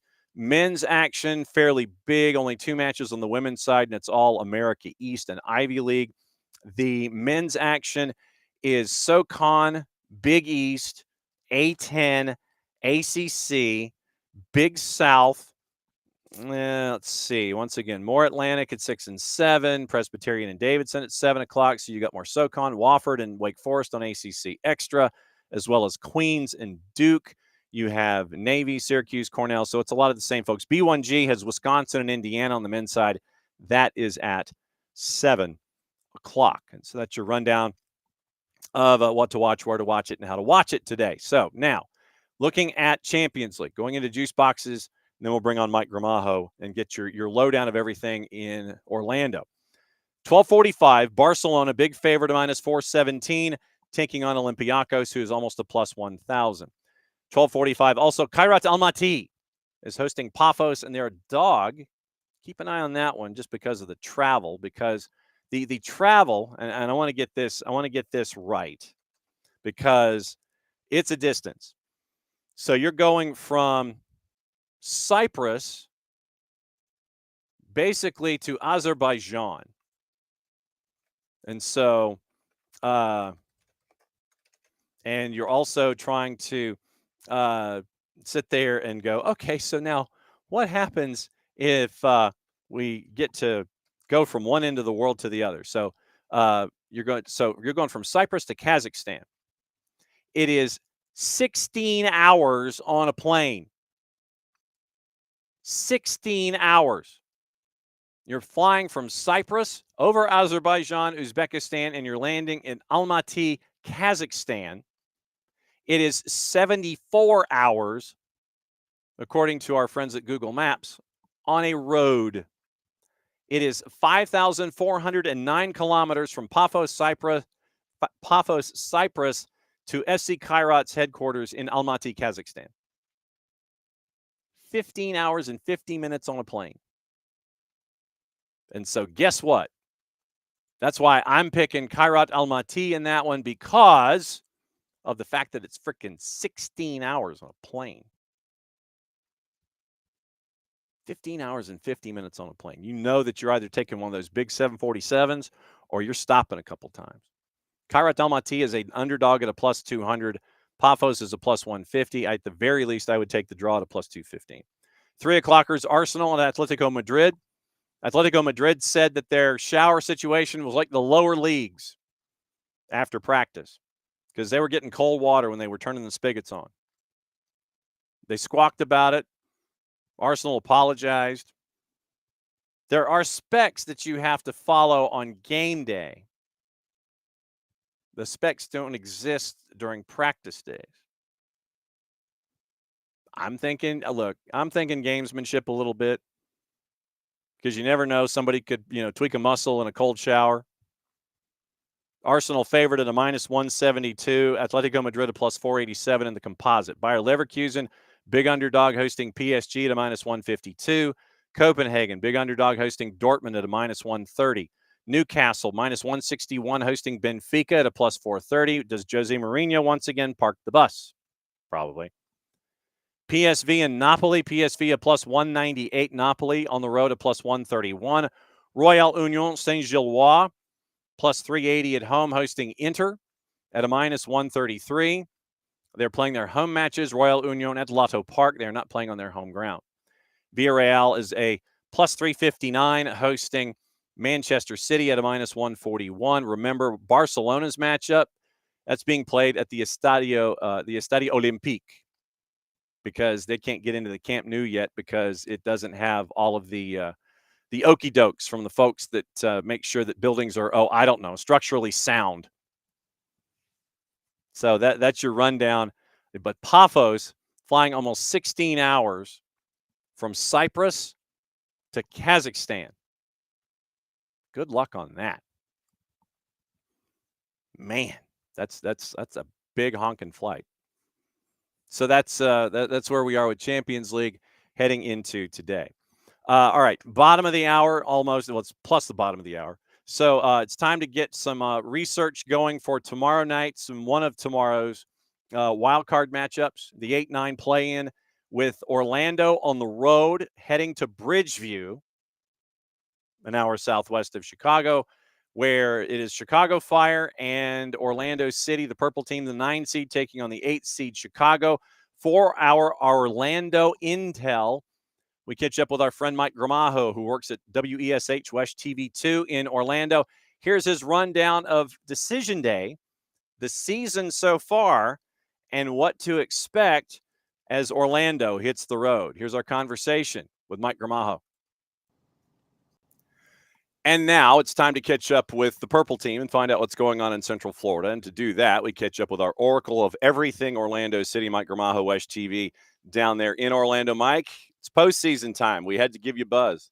Yeah, no, it's already here so fast. It feels like the regular season just started, just yesterday. But obviously, we're already mid-October, end of October, and then some playoff soccer now, and we'll see how the Lions really do this postseason after a really disappointing Decision Day result against Toronto.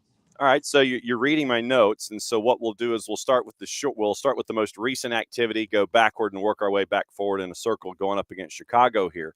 Reason we are talking to you today instead of on Friday is because of what happened on Decision Day, and all of the math and the machinations and everything means that you're now a part of the 8-9, and Orlando drops all the way to the 9, has to go on the road. Run through Decision Day for me and how frustrating it was. Yeah, no, I mean, you really think about it, John. The performance and just the result, as disappointing as both were, it really is just a continuation of what we've been able to see from this Orlando squad in the last run of games. It's interesting because when you reached out to me to talk about postseason, I'm like, it's been a minute since I've been on soccer down here, and I remember the last time I was on the show was previewing the Atlanta United game, and that got me to think. I think that game is when things started to come out as far as some vulnerabilities that this team has. And as you can recall in that Atlanta-Orlando game, Atlanta ended up winning 3-2. I believe they got a stoppage time goal in that game against Orlando. And from that point on, Orlando went into Leagues Cup. They had a good outing. Obviously, the Miami game didn't go in their favor. Obviously, you can kind of cite other outside reasons for that the team usually contests. But after the Leagues Cup, it seemed like things were just showing more frequently than often. We talk about what happened in this Toronto game. Yes, you can kind of point out certain things. Obviously, Orlando was missing their starting center back in Robin Janssen. They were missing their starting midfielders in Cesar. Well, Cesar Araujo was in the bench, but the other starting midfielder who was now out with an ACL, Jaron Gerbet, was also out, so they were missing a key presence in that midfield. And then as far as their attack, that's been another area of concern because they've been in a nicer way. They haven't been as aggressive as we've seen them earlier in the season. So all of that against a Toronto team that really had nothing to play for, and we saw what happened. Toronto really exposed Orlando, pounded them. It could have been more, I think. Now you kind of have to also add Orlando did have a lot of shots, a lot of opportunities at goal, but they were going up against a Sean Johnson that he's a veteran goalkeeper that you can't really you shouldn't be surprised when a goalkeeper of that stature is able to put up a performance like that. So disappointing, and now they've dropped to the 9th, as you mentioned. Now they're gonna have to go on the road and see if they can get through a really tough Chicago squad. I'm looking at the numbers now for the first time, and what you were describing to me is now sinking in. 31 shots to 12, 10 of them on target compared to 6.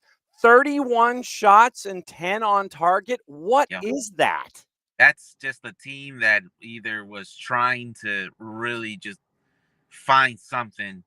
And when you have that amount of volume generated in a game, somehow the soccer gods have to let you, get a goal in. And it wasn't the case. Toronto was, from just looking at the game from that perspective, Toronto was just a very well-disciplined team defensively. And I think other teams have been able to pick that up when they're playing against an Orlando team.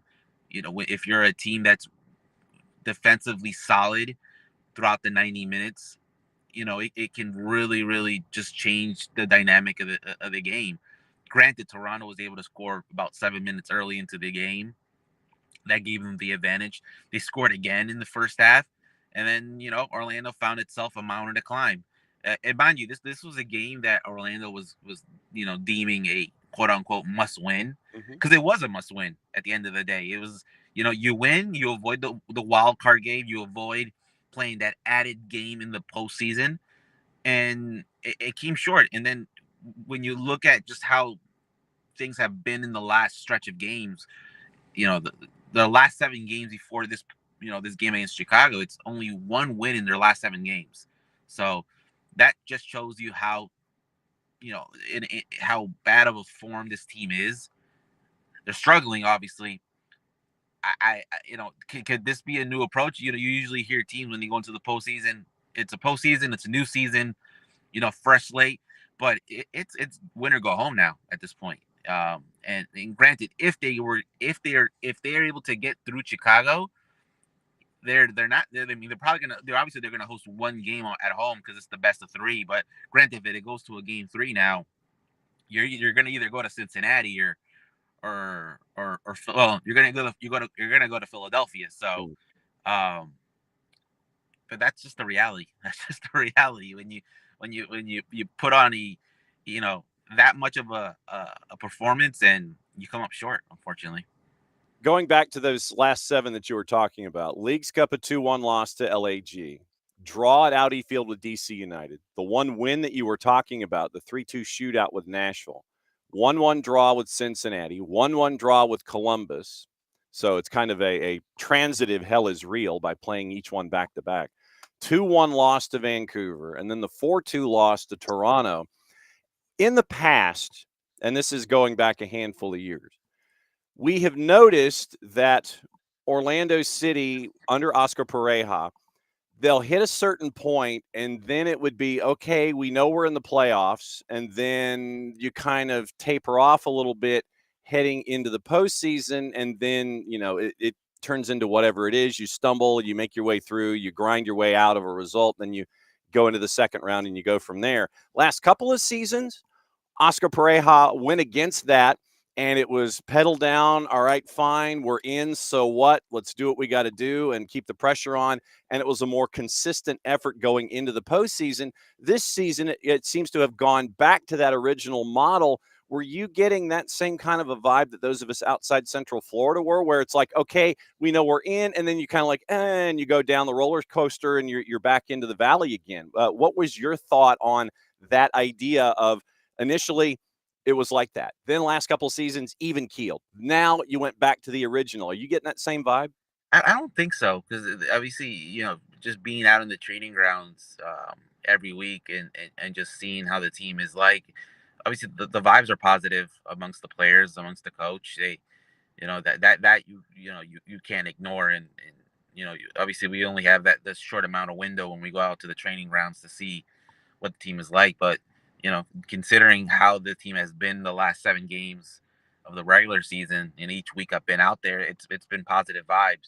I mean, yeah, despite the results haven't been in their favor, but I actually say a really interesting quote in the game before the Toronto game. Obviously, I already mentioned, he said that it's a must-win game, but he also did mention that when we've shown we've been a top team in the past, and when we've shown that we're down on the ground, we've shown that we're capable of getting back up and fighting again.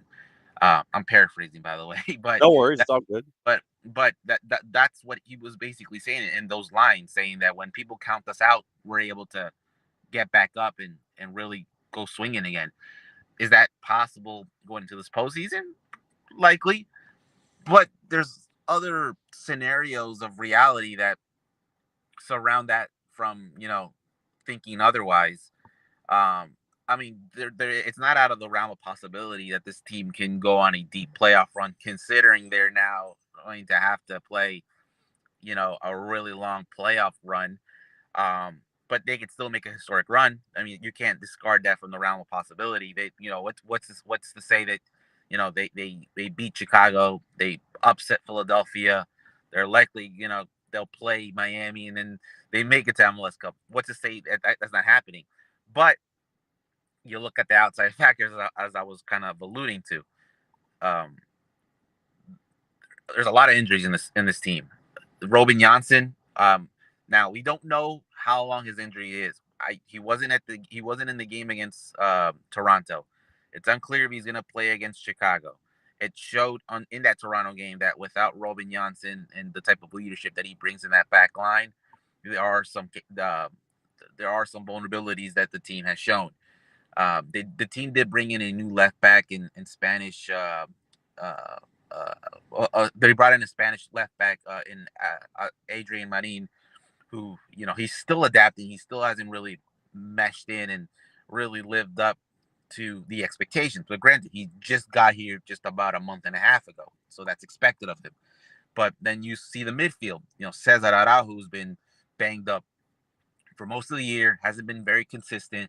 So it's been really Eduardo Tuesta, who was another midfielder going into the season that no one expected him to start. Because, before the season even started, your starting midfield duo was Cesar Araujo and Wilder Cartagena. We already know what happened to Cartagena. He got injured in preseason and was out for the rest. He's still out for the rest of the season. Then you had, the rookie in Joran Gerbet, who came from Clemson. Really impressive rookie season, considering the types of injuries he's had to deal with. But even when he wasn't injured, he was able to really contribute positively in the midfield. Oscar really kind of just drew a lot of praise for him. But now he tore his ACL not too long ago, and now he's out. So now you have a lack of depth really in that midfield. And then when it comes to the attacking side of things, the 3 DPs have really done a lot this year. You can't discard that. I believe they have more than 60 to 70 goal contributions. I don't remember the math, but that's just, amongst the 3 DPs to have 60 plus goal contributions, that says a lot. That means they were producing. However, when you look at these last run of games, it hasn't really shown. Obviously, Martino Ojeda has gone dry a little bit.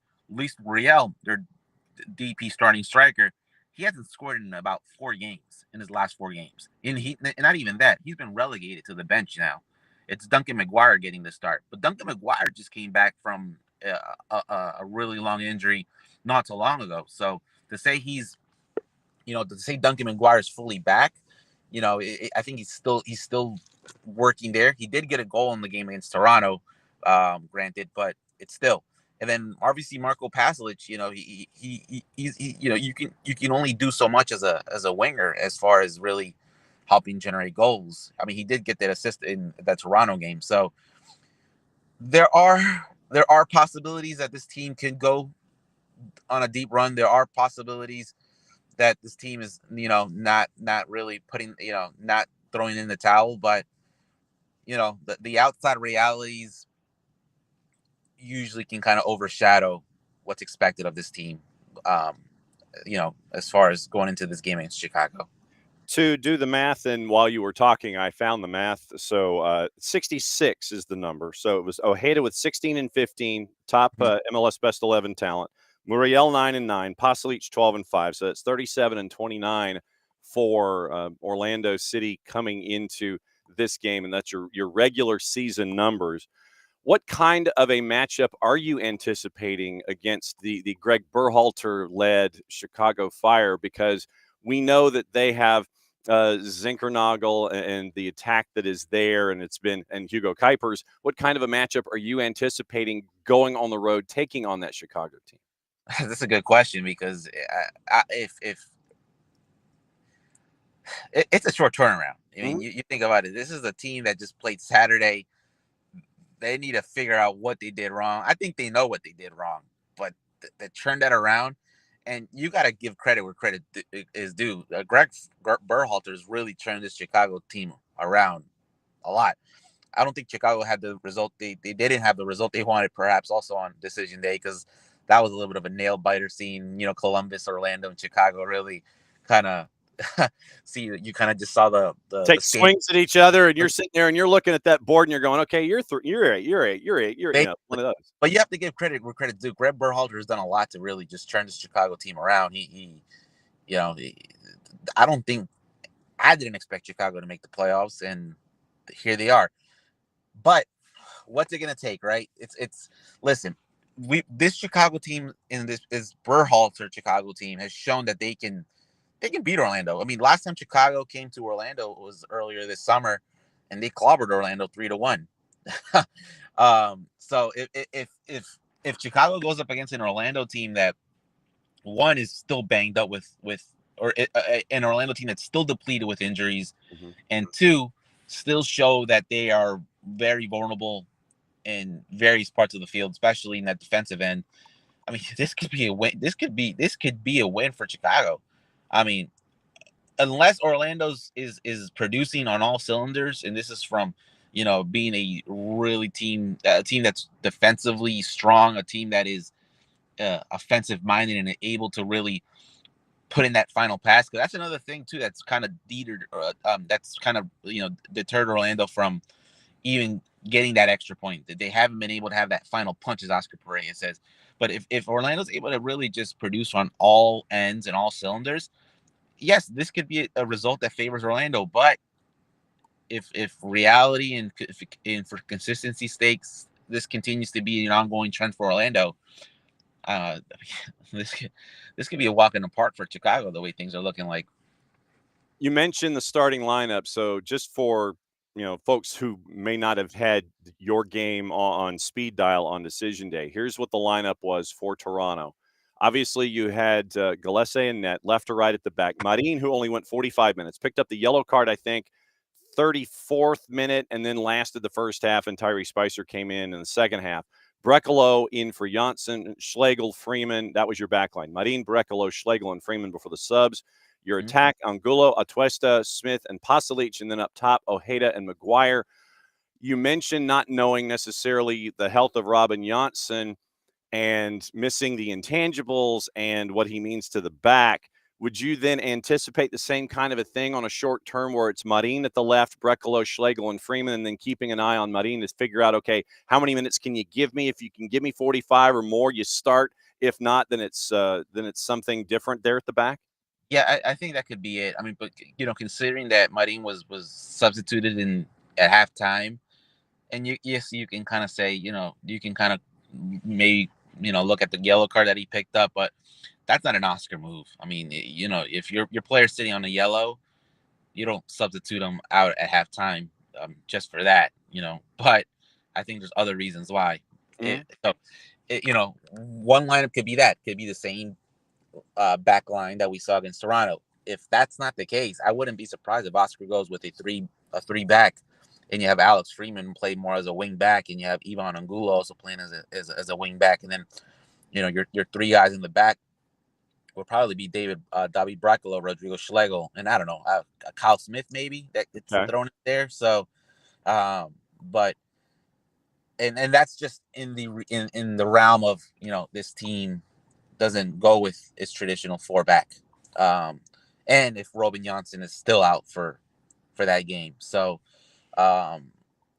this nothing like the questions on a short term, huh? No, I mean it's a short turnaround,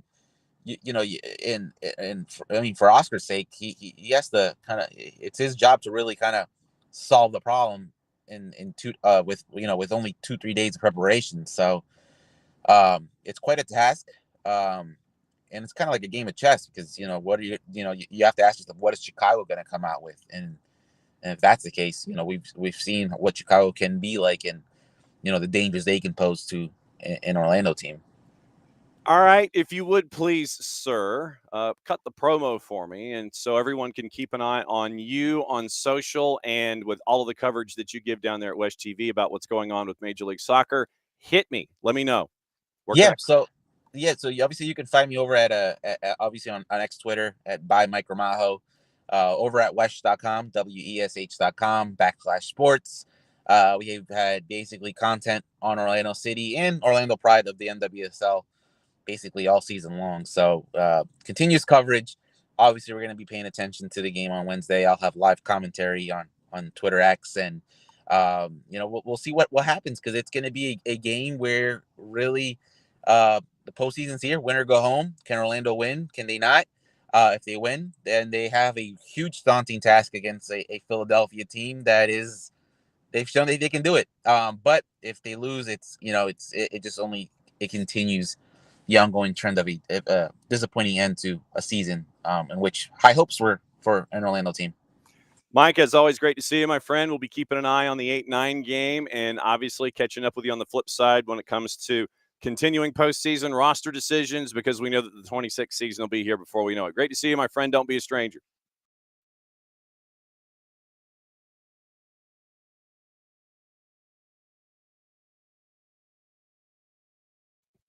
Nothing like trying to do something, with your left hand. Anyway, okay, that's Mike Gramajo, WESH-TV in Orlando. That's your preview of the Purple team as they get ready for the road trip to take on Chicago Fire in the 8-9 game in the East, and that's the early game tomorrow. And that will be the rundown for that one. Once again, right now, that's the early game. The late game is the 8-9 out west.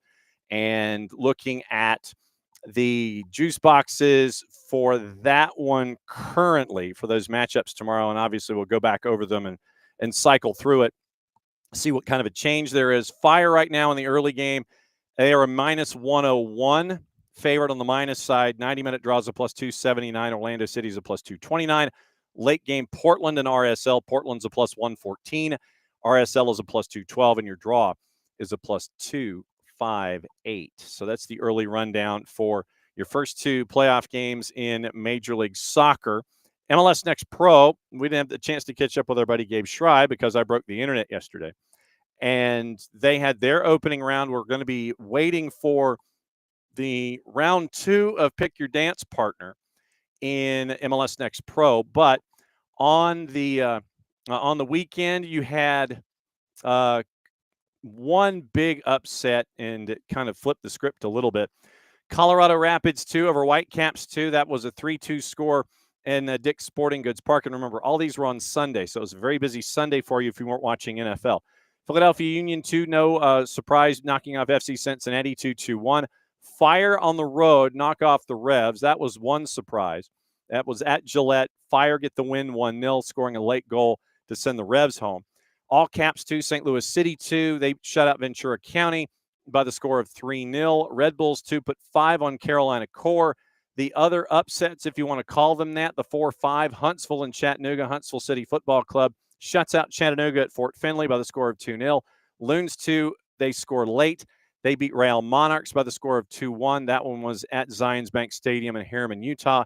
And the Town shut out North Texas by the score of 3-0. That one was late night at PayPal Park. So that means that your East Coast, your Eastern Conference survivors are Red Bulls in Philadelphia, the 1 and the 2.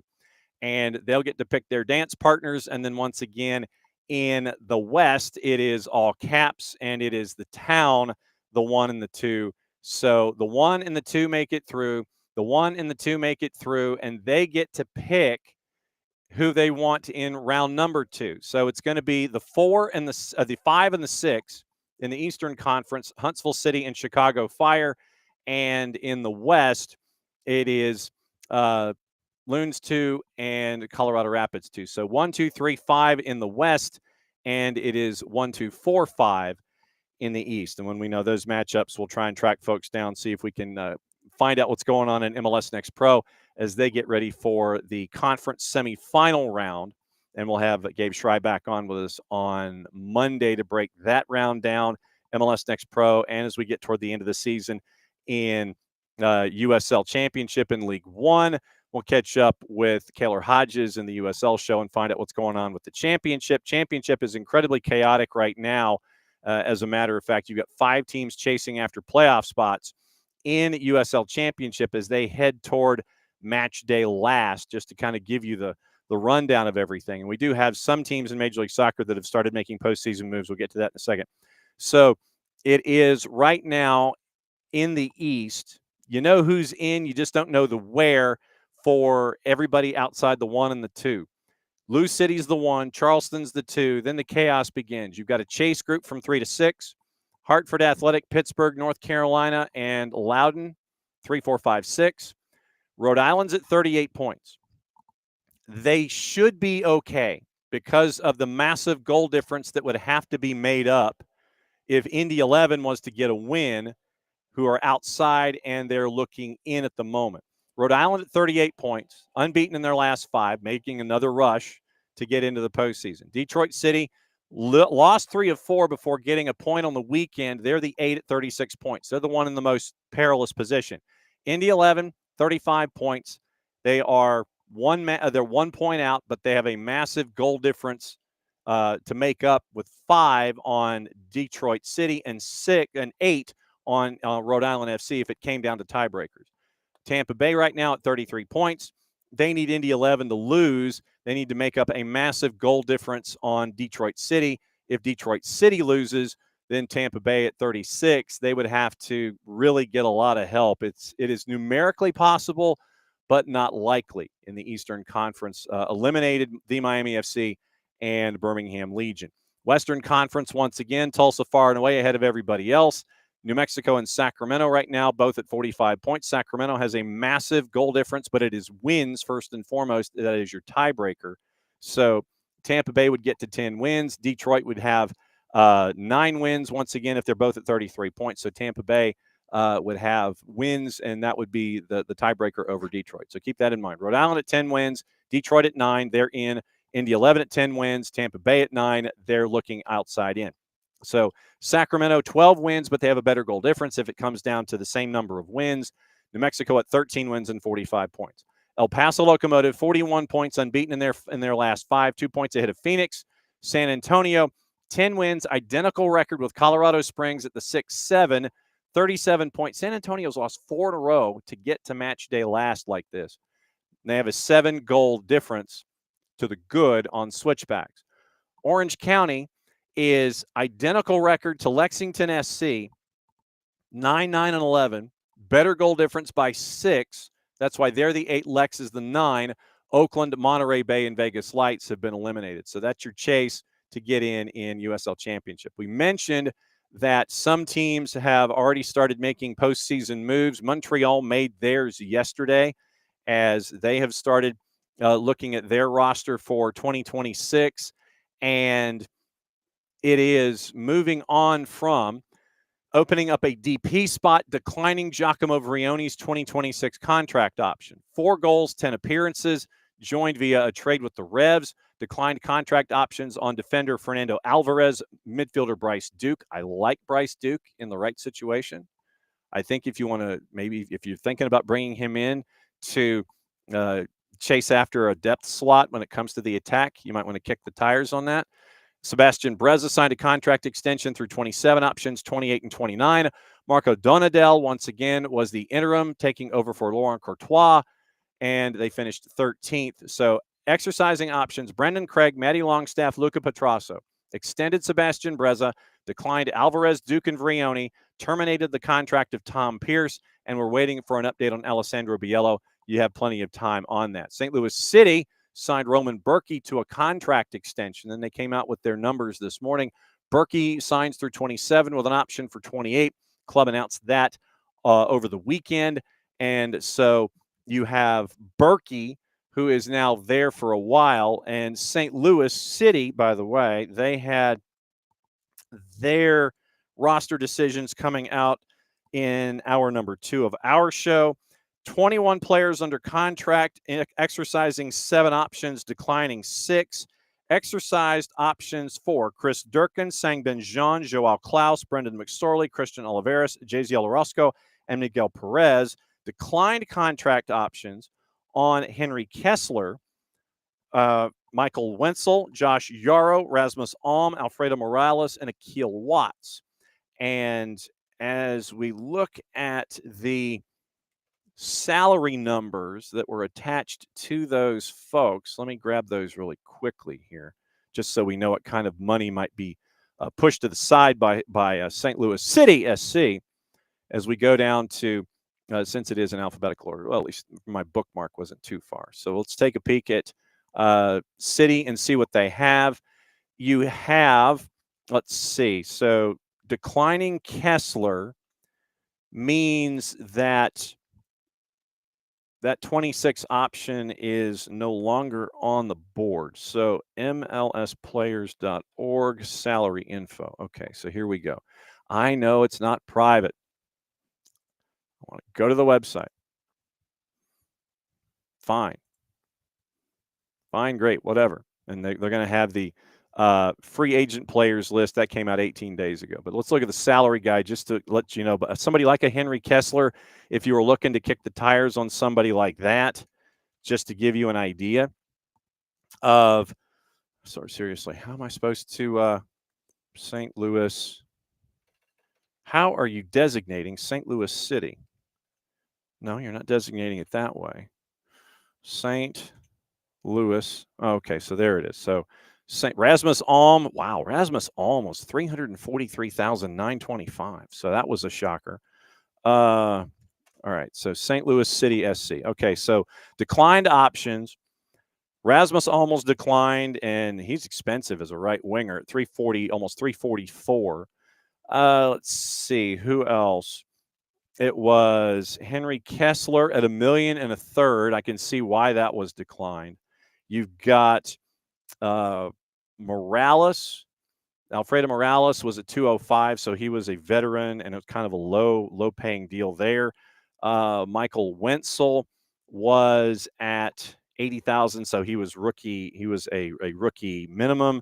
Josh Yarrow, who's been there since the beginning, was at 204.5. And Akil Watts was 104, so he was a veteran minimum salary. So those are the numbers that were cleared up by St. Louis City with their notes. Ben Lunt is out of contract, eligible for MLS free agency. It is also in contact with the club on a potential return for next season. Similar, Pedro's contract has expired.